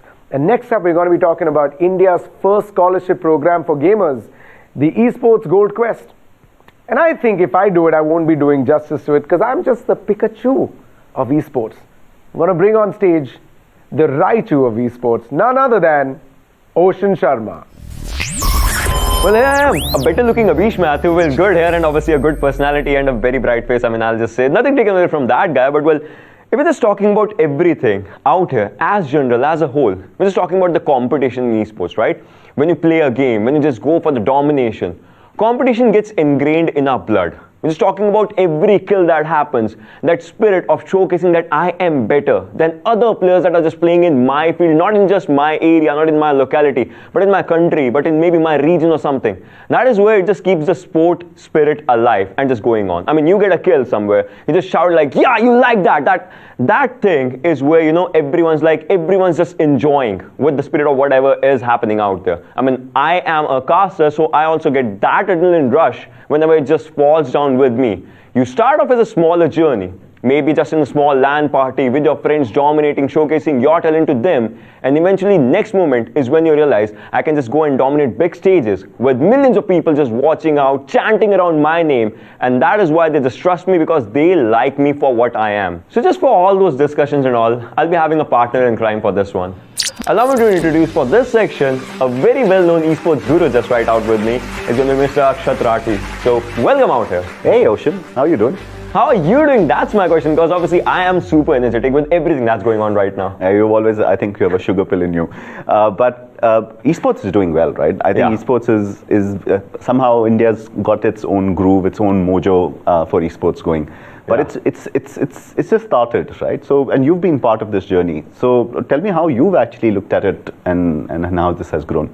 I would say, just like you said, it's grooving, right? So that baby step dance is what we are looking right now. But for me, I would say, yeah, it will grow. It will be a teenager and then it will bloom properly as it, you know, as the bud is slowly and steadily growing up. But then I want to ask you as well, when did you and Gautam meet? Like, what happened when StarCraft was obviously the game that you said you started off with everything? But what was the reason behind like everything, like Nodwin? From Lord Nodwin just came in. So all that thing, yeah. So I used to play, there's a game called Command and Conquer. I wanted to go and play that really well, and I used to play a race in there called Nod, and I used to play really well.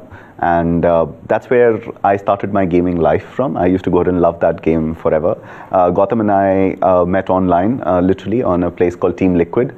It was the place where everyone hung out around StarCraft. He was coming in from Canada. I was living in India. He wanted a sparring partner. We just hit it off. And the first thing we ever did together was not esports and gaming. We actually did a food venture between us together. And while the food venture was eventually stopped, I think I'm glad we met, and I'm glad we did what we did, because that's where Nodwin was born and that's where esports is from.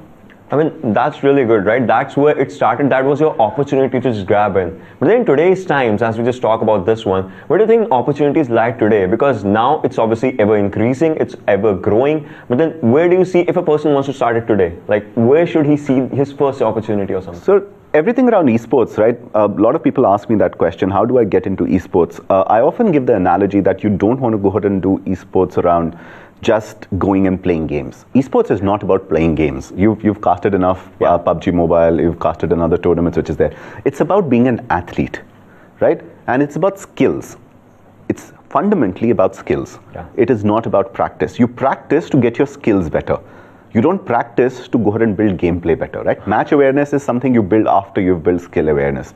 So what you really want to be doing is honing on your skills, your reaction times, your attention spans, your map awareness, your gun, your holding, your attention, like all the things that great athletes, like if you ask a cricketer, it's about and it's a batsman, it's about bat lift, it's about stroke, it's about timing. If it's a bowler, it's about wrist position, which is there. And then you want to practice that a lot, right? Not in match situations. First, you want to just practice so your skills are great.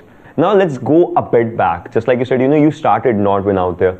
At that time, obviously, there won't be that big of an esports scene as it is right now. So where did this explosion happen? Like, who dropped the first bomb for this explosion? Like, what do you think? I don't think it was we all like to go ahead and look at explosions. One of my favorite quotes from Messi has been, it only took me 18 years to be an overnight success.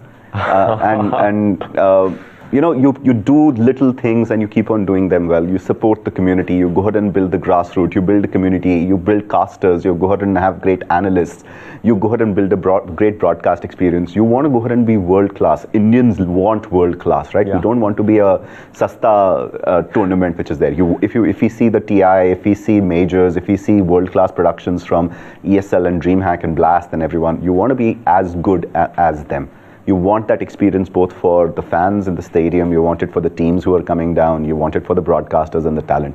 And while we didn't have a lot of money which is there, it was this continuous process of just working hard over 6 years to go ahead and do this. So this bomb that fell, it just took about 6 years to go ahead and make. So we had a lot of good conversations, right? But then the conversation does not over because night is still young, as you talk about this one. So there are a lot of good people that we have to still introduce and have to conversate with. So one of them is going to be South Asian Pro Evolution Soccer champion. And I want to introduce Ankur Devakar. So Ankur, how are you feeling out in this one? As amazing as you are.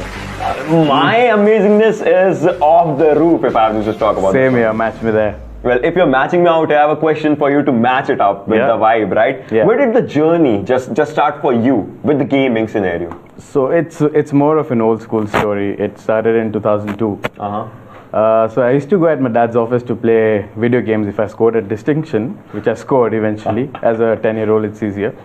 So so that was the time when I was introduced to a game. So there was a guy who used to come at my dad's office to install a few games.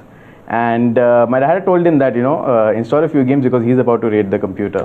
So the FIFA World Cup was going on back then. FIFA 2002 World Cup was going on back then. So I happened to click on FIFA 2002. So I actually loved the game because the only football I played was in Sega. So that was a 2D kind of a thing. And this was very exciting for me as a kid. So I was loving the whole vibe of it, to be honest, and I was scoring goals left, right, and center. Yeah. And so I had a huge rep in my, I hyped it up to my friends as well, that I scored like 5 to 6 goals in a match. And there's a funny twist to it as well. So cut to next year. So I purposely called that guy. Like now there's a new game out there, FIFA 2003. So I want that game because I'm good at it. So he happened to come and he said that, you can go ahead and map your controls. And I took a pause and I was like, okay, might be a new feature. So I went ahead, mapped the whole controls, and I found that I was so terrible at it. And I was like, how is this possible? Let me go back to FIFA 2002. I went back and I saw that I was not even playing that game. The controls was in the middle. Not on the left, not on the right. So basically it was the AI who was playing and I was just smashing buttons. So that was my noob story. But eventually that got out the best out of me because I had to wrap it up with my friends. So I actually learned the game and went ahead and, that's how the competitive spirit started at the age of 10. Well, we are similar at one place, and that is I also smash buttons, but the AR never makes me learn, right? So I'm not learning any time, but still. Well, the pinnacle of gaming is esports, and the pinnacle of esports is big tournaments, massive tournaments, where these people have already, showcased their talents, but then there are other people as well who actually, run down those tournaments. They become the backbone of that tournament, and they showcase what they have to offer when it comes down to the best of gaming. I mean, we're talking about ESL, and if we're talking about ESL, then there's none other than Ulrich Schulz, who has had the massive experience of showcasing what it's like to be at the best of the best stages. I mean, let's just welcome that man, right? I mean, we're talking about the best people. There he is. Thank you. It's a bit earlier here than it is for you, but excited to be here. How was your journey of esports, and like, where are you right now? How did that transition happen? Yeah, it started about 20 years ago, I would say. We'd always had PCs at home. My father worked in IT, so always played games to some extent. And then in 1999, a friend of mine, he discovered this beta version of a game called Counter-Strike that was a Half-Life mod at that time. And we found that very exciting. So we started playing it, and then it was around the time when LAN parties started happening. So we took our PCs and took them to a location for a weekend, and then we didn't sleep and played Counter-Strike all day. So that's how it started. And I think the most amazing thing to me is that we're 20 years later, and that game is still top of the list in terms of esports titles. I mean, that's totally true, right? I mean, Akshat, you have met Ulrich for sure, and like you have worked together as well. So how has that journey been? I want to ask like both of you if you guys can, like, right? No. So when I was there and we got ESL to come down to India to go ahead and do ESL 1 in Mumbai, I think Uli was down here. He had let me ask him. Uli, how was your time in India? It was really exciting. It was last year. Obviously heard a lot of things before, and then we'd been talking about an event for a long time. So then it finally happened. We got to Mumbai. Huge city. What I found more exciting, what I'm hoping to come back at some point, is seeing all those people for PUBG Mobile events. So something that the mobile title can drive thousands of people in an arena. We don't really have that here. So I'm looking forward to coming back at some point to see that in person. No, and that's the wonder of the world together, right? So I think in Europe, when the cathedral of Counter-Strike is considered ESL 1 Cologne, and that goes and fills out thousands of fans, I think the mobile journey that India has is been very unique, right? It's also building out this great esports stars. I know someone like a Hellranger, you started off with Counter-Strike in our Zero to Hero stack in our national championships, but you've been playing that and you've been playing Valorant. What are the big things that matter to you as an esports athlete, right? What is really important for you? Well, I think getting the opportunities at the consistent level was something that was really hard back in the day. But when Nordwin and ESL, you guys brought in consistent events throughout the year, and we had consistent events to play, right? We had something to fight for at a consistent level. I think that is something that was missing back in the day. And that is something I think which is very important for players nowadays, because when you start young, right, when you start as a player, when you start your journey, and if you don't see these events where you can reach the top, you'll never be able to, figure out a roadmap. So now having starter cups, to moving into challenges, to moving to masters, going through this journey as a player is very important, because it helps you build as a player, and also at the same time you can see an opportunity that, okay, I can make something out of this, and this is something I can do throughout the year. So I think having that and reaching to the top and representing India as well on the world stage is something that is the biggest thing that is available for me. Uli, that's actually a great thing for me to go ahead and segue on, right?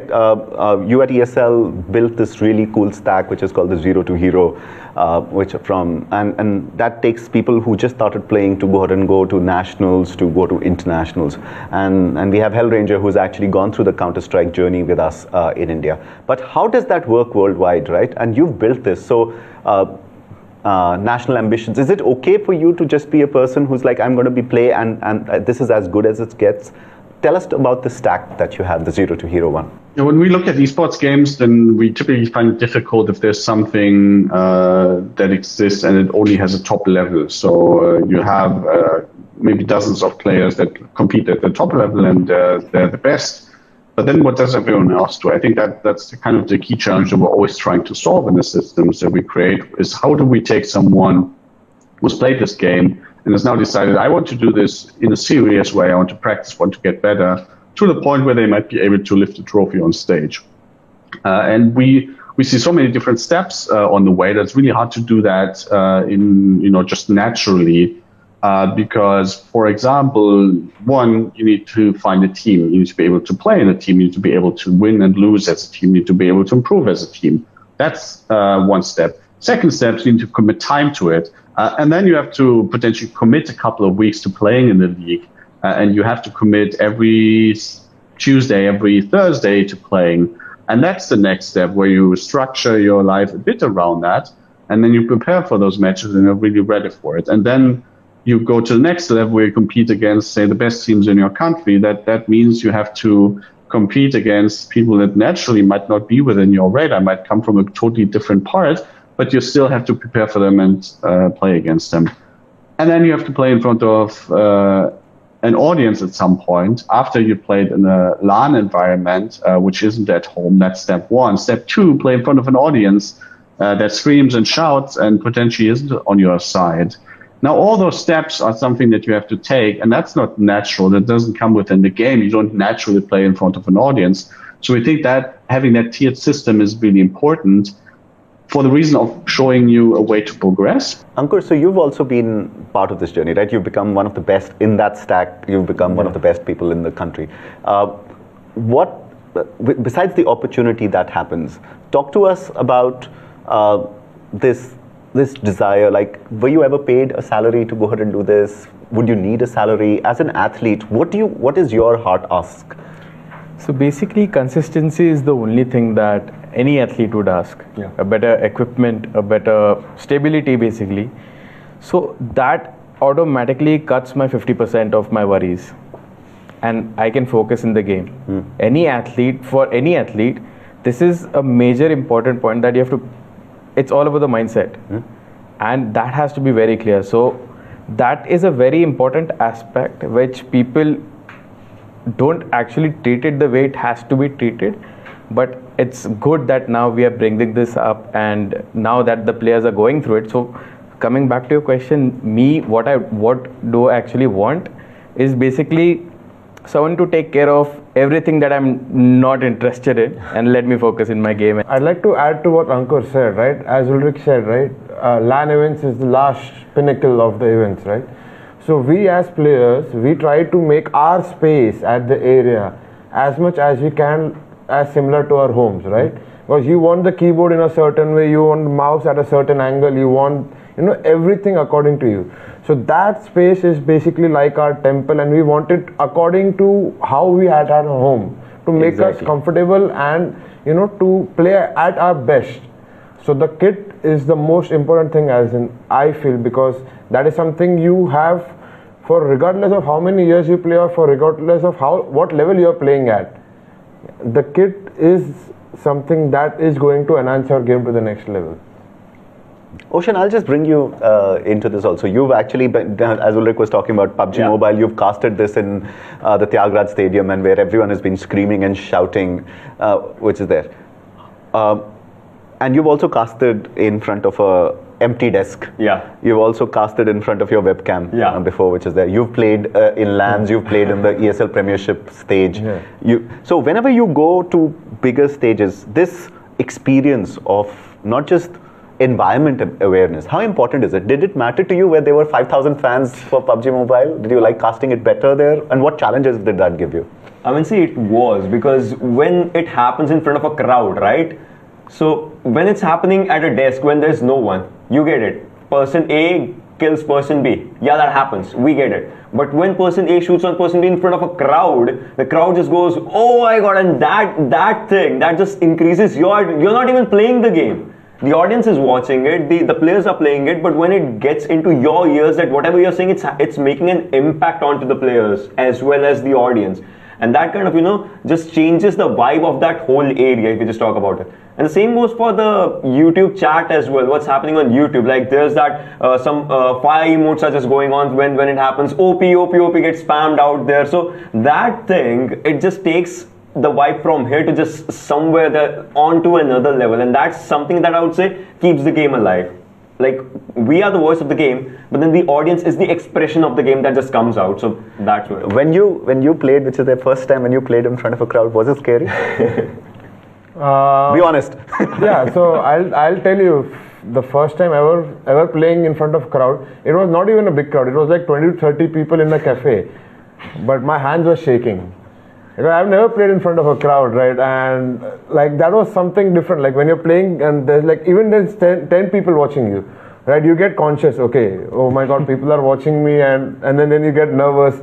I think that has happened to every player whenever they have played their first LAN event, basically. So that was something, from there to, now getting excited by the crowd. I want more people to watch me. I know you go out and make them, you shout and you shriek and tell them to get on your side all the time. No, what about you? Do you also love playing in front of a crowd? Is that a good thing? Is that, no, does this crowd inspire you? Does the crowd scare you? So when I started gaming, it was all about the LAN events. And I think if I started in this era where the online culture is that big, I would be easily disappointed after a loss or two. I wouldn't pursue it after a year or two if I was not that good. But LAN culture actually gave me that confidence, okay, I need to please someone. There are certain fans who look forward to, even if I lose in the second round, I think I feel a connection, and that's what I think every athlete would feel that connection. Yeah. So I think this is very important, just like in football. You play in front of your home audience, it's it's great. Bizarre. I mean, for your opponent, it's just. So I remember once I was playing in Chandigarh, it was me versus 50 people, and that time I realized how important this is, because I traveled alone, I had no one, and that person was like average. I used to beat him like every second day, but at that moment of time, he won. He thrashed me by 4 goals. Wow. And that's when I realized I need to change my mindset, and I need to know how to react. And I built my game style according to it, and that actually gave me confidence and helped me becoming a better player. Yep. So audience is very important. Okay. I think my last question before we just jump back to Uli is, how important is it for you guys to play against international people? I think I was talking to you, you told me that, Valorant is really important because other people across Asia have started playing it, you play against this. Indians will have a certain style, but suddenly you go to the world stage and you're like, oh my God, this is different, which is there. How important is that international exposure to? It is very important. Like people in Germany, they play a very different game style. People in England, they have a very skilly play style, where people like in India, we look forward for a nice gameplay, a beautiful football. We come from a Brazilian, I think we match that vibe. But as we played with England and other countries as well, that's when we realized that, okay, this is something very different. We need to practice at this level to reach and match that internationally. So definitely that really helps us as a player to perform in the international this thing. One point I'd like to add to that is, like, if you see at the grassroots level, like let's take Counter-Strike and football as an example. In Europe, right, you see everyone plays Counter-Strike or football at a very high level, right? And that is because they all keep playing against each other, and even at the grassroots, right, the way they are taught to play the game or the way the game is supposed to be played is at a high level. Because if you keep playing against players who are playing at a high level, you will keep improving. Basically, you get that point where, okay, I need to be better, I need to be better, I need to be better, right? And those consistent opportunities and those great understanding of the game at the grassroots level, or the great thought process behind the game at the grassroots level, is something which is really important. Got it. And Uli, just on that, saying, everyone wants to go ahead and level up and play against other people, while we'll have the ESL1 circuit, which is a team circuit. I think national federations are getting involved fairly actively, and I know you're involved with the German Federation. Can you tell us a little more about that? Can you tell us that how can countries get behind going and supporting esports?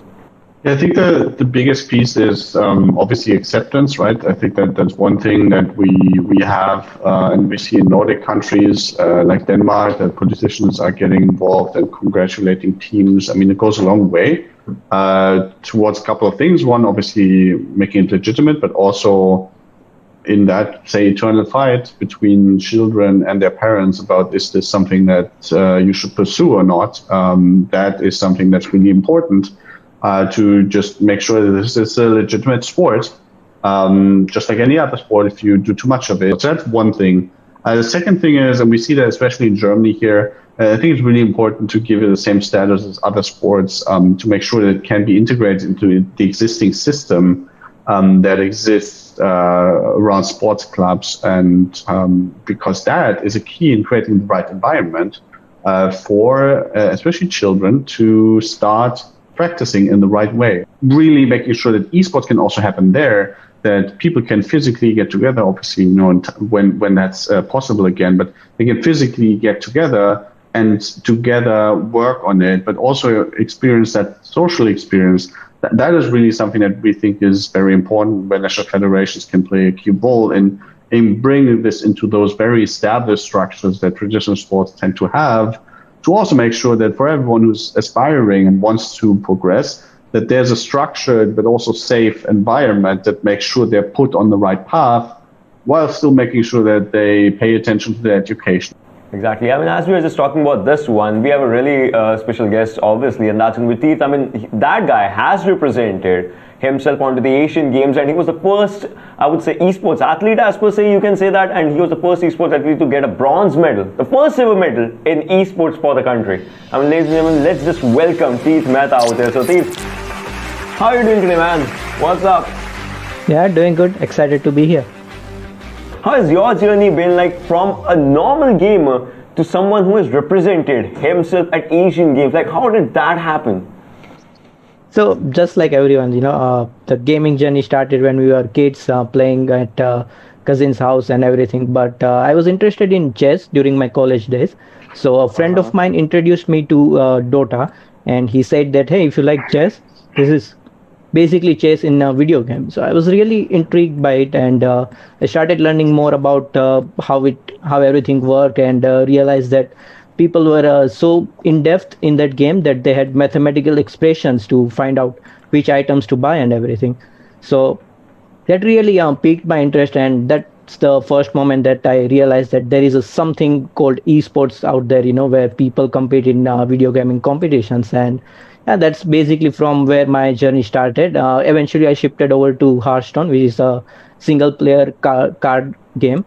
And since it is a turn-based game, I didn't have to worry about having a team or having a good internet connection. So yeah, that's essentially where my journey started from. No, and Teeth, you've obviously done well for the country, right? I remember the story when you had told me once that when the flag of India went up, you thought everything's going to be okay. But before that, you were very scared. Like, the national qualifiers for you were much more tougher than when you were at the international stage. Tell us some more about that. The national scene is that there's not many players that compete actively like me. So when I'm up against them, I usually don't know what their play style is, what decks they might bring, what cards they might play, and meanwhile they have basically complete knowledge about me. And as much as the game, like any strategical game, is played on the field, it is also played off the field. So when the other opponents have an informational advantage over you, it becomes difficult to defeat them. So definitely my biggest hurdle was the Indian scene, because I played against the international players and defeated them here and there in ranked mode or other tournaments. So I was confident playing against them, but since I knew nothing about the Indian scene, I was a bit scared about what I might have to face. I've lost previously in other local tournaments to fellow Indians, so it was definitely a real scary moment for me going up against the Indian players, but fortunately it all worked out in the end. So Teeth, you've obviously heard Uli talk about it, but you've also gone and played, you've gone international, and I've also heard that you had to put yourself through this. You have phenomenally supportive parents, and thank you from the bottom of my heart for doing that. Please give them my regards again. What were the two things that you would change if you were rewinding 2 to 3 years and say, I would need this, and I would be far more successful than I am right now? All right. So the first thing is definitely better infrastructure, I would say.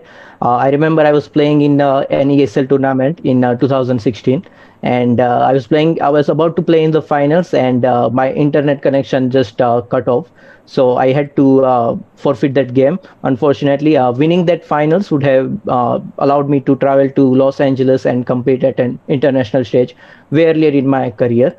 Fortunately, now this issue is less occurring, like internet connections or the infrastructures have gotten better. So yeah, that's basically a good thing that has happened. And the second thing I would do is that I would definitely participate and compete a lot more among international players. Like initially, I only participated in tournaments. I didn't get into any practice groups that we see in other countries, like where players from the same country or even internationally, they get together, they discuss, they have a meeting in voice chat, discuss their plays, and do all the research and everything. I started doing that way later in my career.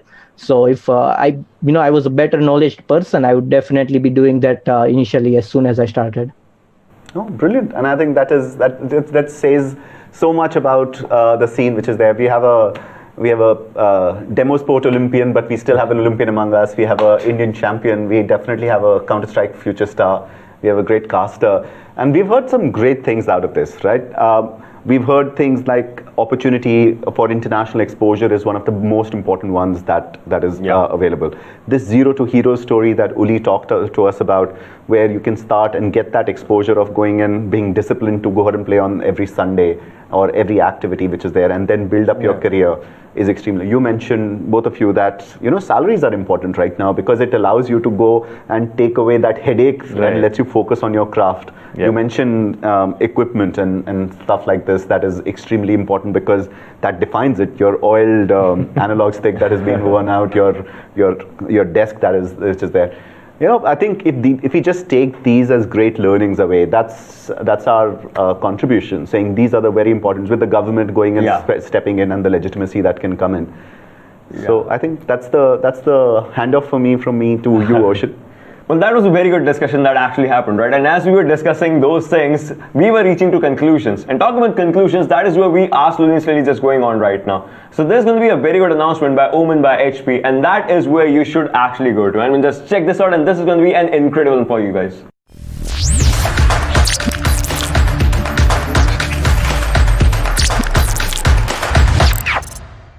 Gaming and eSports are among the fastest growing competitive pursuits in India and globally. It is a stage on which Indian talent has the potential to compete with the globe. As market leaders, we are working towards making the gaming ecosystem more inclusive for everyone and providing a launchpad for budding esports talent in the country. We spoke to esports athletes and ascertained the need for hardware, financial assistance, training, and OMEN Gold Quest is our solution. As part of the OMEN community program and in line with our philosophy of play to progress, we are glad to announce India's first full-year esports scholarship program in 2021, eSports Gold Quest for 3 people. We will be announcing the process for selection and inviting entries from February 2021, and you can nominate yourself. Best of luck to you in this journey. Stay tuned for details.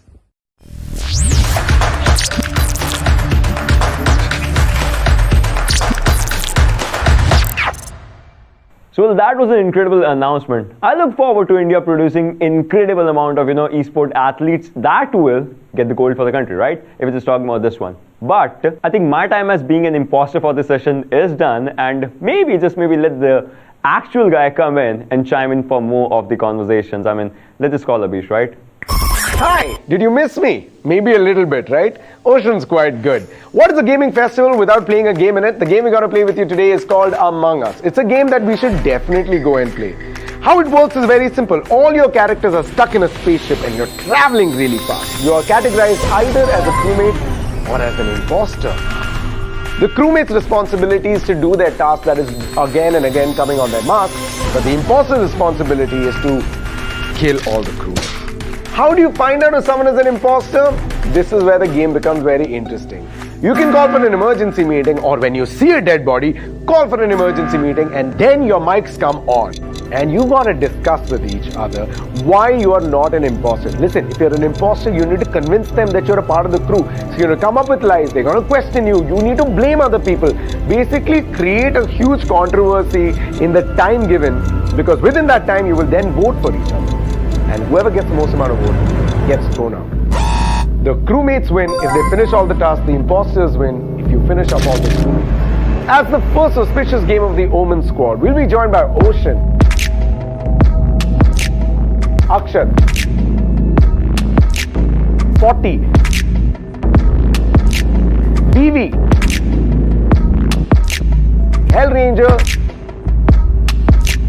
Samay, and yours truly.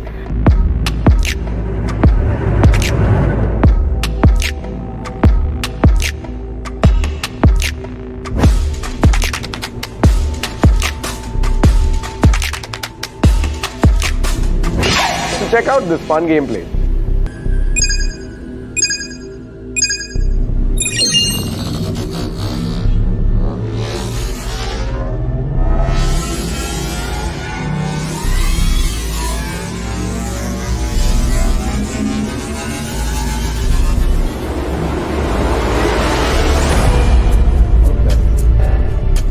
It's Abish confirmed.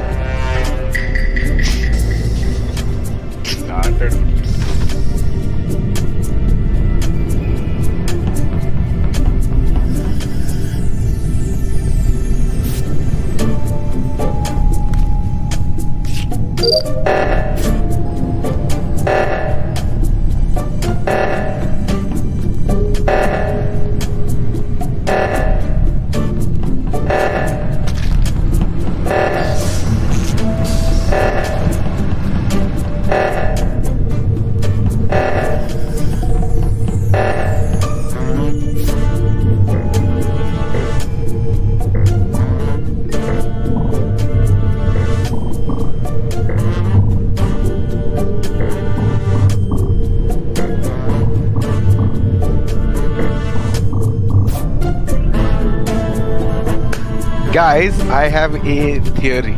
Yeah. I have a theory. So I found 40's body, and then I found very nicely standing in front of the reactor doing nothing.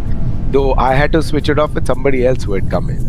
So Ocean, it's possible that he went killed and वहाँ के खड़ा हो गया कि देख game बंद हो गई होती। So ओशन होता तो लोग ओशन क्या कर रहा था मैं बताता हूँ ओशन क्या कर रहा था। ओशन एक बहुत लंबा वाला टास्क कर रहा है जिसके अंदर आपको एक दबा के एक बार वो करना होता है, दो दबा लाइक दो अलग अलग पैटर्न्स आते हैं, इसमें 5 बार पैटर्न्स आते हैं। ओशन वो टास्क कर रहा था। I think it's अक्षत। ठीक है, I'll tell you why. Because जब हम लोग एडमिन टास्क में थे ना, एडमिन रूम में स्वाइप कार्ड किए, ठीक है, जैसे ही मैं और मेरे पीछे वाला एक और बंदा निकला, 40 and Akshat were left in the admin task. हम लोग आगे निकले, मैं निकला था। इंस्टेंटली रिएक्टर का ये चालू हो गया। ठीक है, क्या बोलते हैं, रिएक्टर का मेल्टडाउन चालू हो गया। हाँ, काउंटडाउन चालू हो गया। एंड देन हम लोग सब तो दिखे वहाँ पे। I saw Akshat coming in the last reactor के अंदर, एंड देन फिर बाद में डेड बॉडी मिली। Let's vote Akshat. मैं बोलूं, do you have something to से?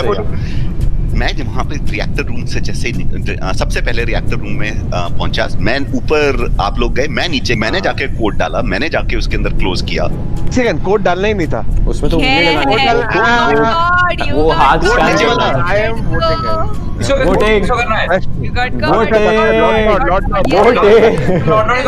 has happened? Why there was no code? What? अरे रिएक्टर में कोड तो नहीं होता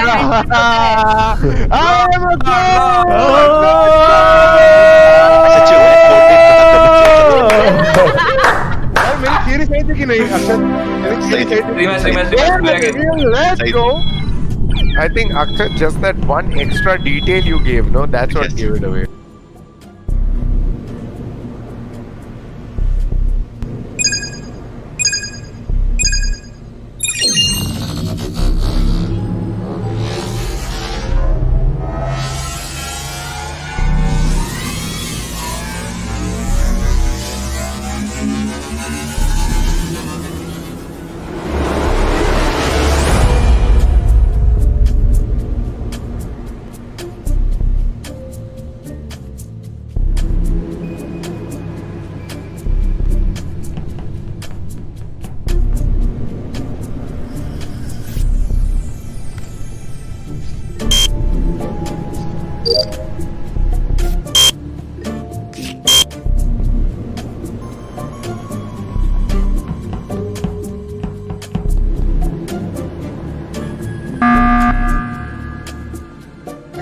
ओके हाँ मैं बताता हूँ क्यों, क्योंकि एडमिन स्वाइप का टास्क रहता है ना, सबने किया, मैं सबको देख रहा था, सबके बाद बार बढ़ा, ठीक है 40 वहाँ पे खड़ा हुआ मेरे था। भाई मेरे से बैड रीड आ रहा है वहाँ पे, मेरे से नहीं हो रहा है, मेरे से माउस नहीं चलता है, मैं नहीं हूँ, मैं फिर बोल रहा हूँ, तुम्हें फिर दुख होगा बाद में।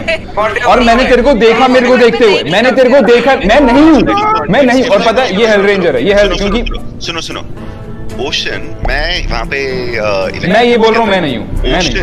ओशन वहाँ जब हम उसमें थे, समय और मैं उस रूम में गए थे, समय रेड है और मैं इलेक्ट्रिकल्स कर रहे थे, और सडनली इमरजेंसी मीटिंग से 1 सेकंड पहले ओशन वहाँ पे अपीयर हुआ है, मुझे लगा उसने वेंट किया है। अरे नहीं, मैं पूरा चल के आऊँ। सी आई टेल यू, मेरे टास्क मैं बताता हूँ, मैं टास्क बताता हूँ। My task is from electrical divert the power to O2, तो मैं पहले सीधा उसके अंदर घुसा हूँ, एंड उसके बाद मैंने पहला टास्क 1/2 कंप्लीट किया। 2/2 करने के लिए मैं वापस पीछे आ रहा था, उस time meeting I. I was not like how can I went man. ये हेल रेंजर है भाई, वाह सही है, मेरा नाम लिया। कर लो, अगर मुझे वोट करना है कर लो। मैं कर दिया ब्रो, इस बार स्किप करते हैं यार, इस बार स्किप करते हैं, कोई डेड बॉडी नहीं आई यार। डेड बॉडी के ऊपर थोड़ी होता है भाई, मैं बता। ठीक है हेल रेंजर है भाई, you might kill us. You मेरा नाम लेके तूने मेरे को हेल उसने नहीं करा होगा। मैं fuck you all, I hate this, मैं घर जा रहा हूँ भाई, मेरा होगा कराओ। तो देख ले किसने वोट किया तुझे, ठीक है? देख लिया मैंने, देख लिया भाई ओ बच गया 40।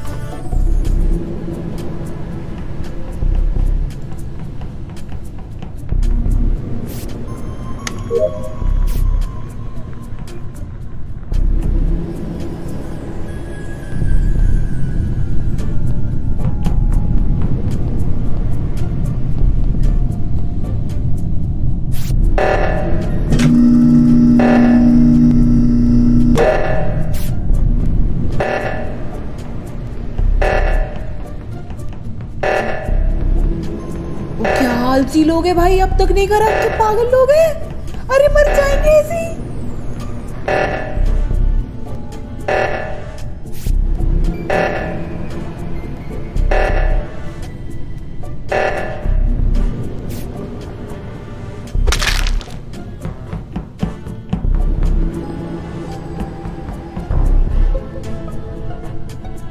मेरे सामने अविश ने मारा यार, मेरे सामने मारा है अविश ने ओशन को, या खून करा है अविश ने। अभी सी है क्या बेशर्मी से मारा है अविश ने। आई एग्री अविश मैन एकदम धीरे-धीरे पास आके छुरा मार के चला गया भाई। Guys, can't even defend yourself now. I can't because I saw Samay looking at it and I ran after you to kill you. Solo मार के मेरे पीछे भाग रहा है। अभी भी 40 still Connors and Hell Ranger था, I don't care। भाई मेरे को अभी भी लग रहा है कि 40 था यार। This was terrible. This was terrible. This was terrible. This was the worst.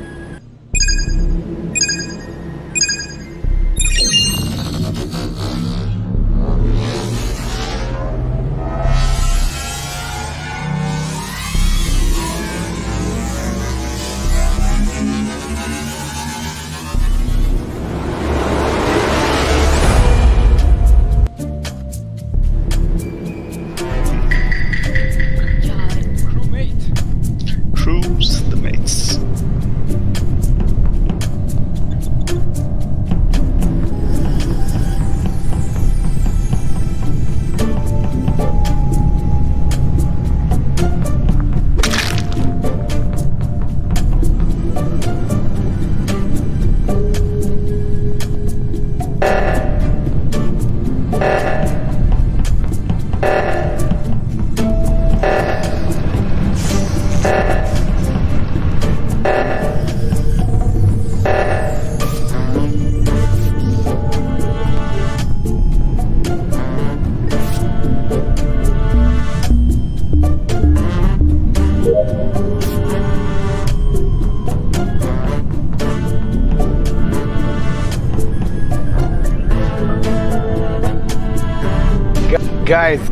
Guys, hold on. I have a question.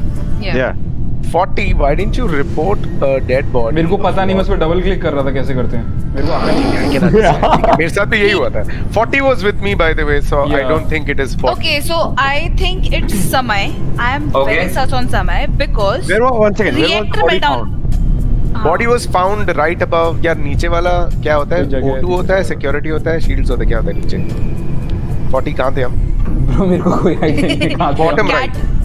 Communications होता है। एक second, I have one question to Ocean. Ocean, जब तेरे साथ समय आया वो रूम में, did you do any task?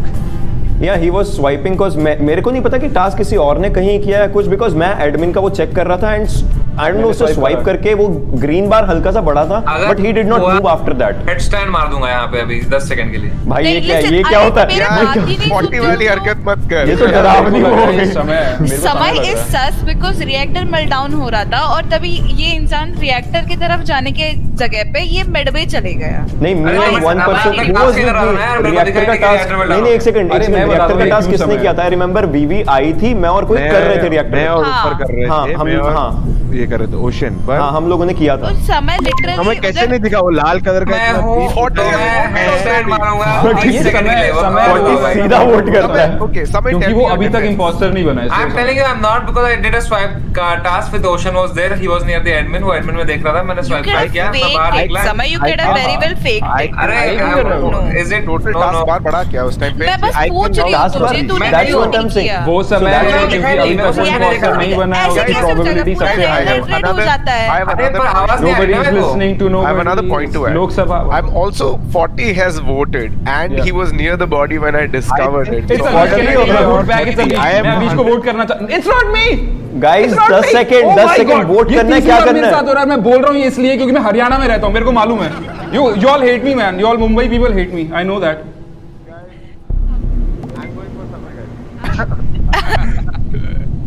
Haryana और कश्मीर में टाई हो गया भाई। Oh my God, Haryana. I forgot to vote, जिसकी वजह से ये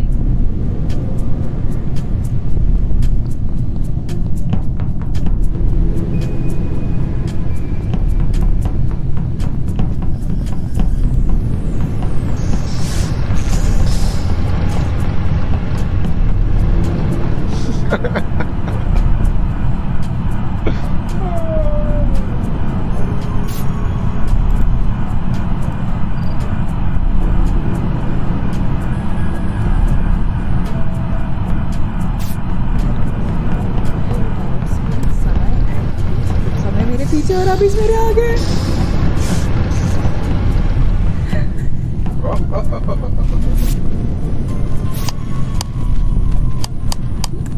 कैंप के सामने खड़ी रहूंगी यहाँ पे, देखो स्कैर्ड ऑफ समय।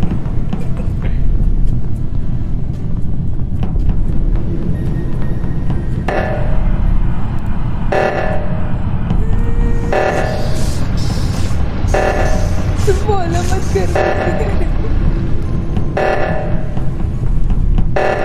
सब लोग आ गए।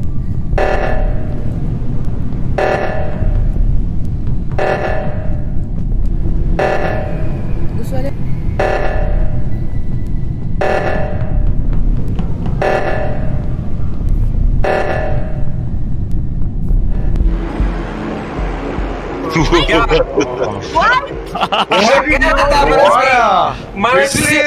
Entire game I tried to gain your trust. तू मेरी जान जा रही थी। I was like 40 छोड़ मत मुझे, 40 छोड़ के समय मेरा पीछा कर। मैं पूरा ट्रस्ट कर रहा था कि मैं नहीं हूँ। What's up guys? ओशन इतना बड़ा बेशरम था ना, वो मुझे सिक्योरिटी कैमरा में ही मार देता अगर अभीश वहां नहीं होता तो। अभीश वहां मैं करने वाला था, बट पता क्या किया? देखा? मैं बताता हूँ। मैं सिक्योरिटी वाले रूम में सबसे नीचे का W दबा के रखा और उसके साथ मैंने सैबोटाज किया। अदरवाइज अगर मैं रुक जाता एक जगह सैबोटाज करते हुए तो मैं इजीली वहां पे पकड़ा जाता। लेकिन आप तुम सारे के सारे मतलब निंजा हो ना, 5 लोग एक ऑक्सीजन ठीक कर रहे हैं, दूसरा ऑक्सीजन कोई ठीक नहीं करेगा। Congratulations to the winner, none other than Ocean Sharma. I mean, what do you expect from someone जो हर दिन casting करता है? He knows how to manipulate us within the game while looking innocent. Ocean, well done. But I shall be playing another one with you very soon. So.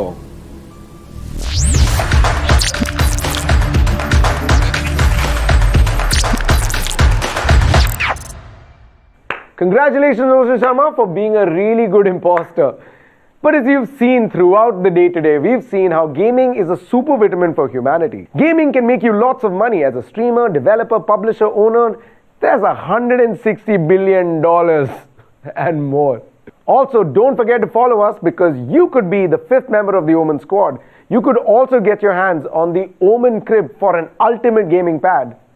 Or get yourself a scholarship with eSports Gold Quest. It's a great time to be a gamer, and it's an incredible time to be in gaming. My name is Abish Matthew. Thank you so much for watching the OMEN FanFest 2020. Let's have some OP in the chat, boys! I'll see you later.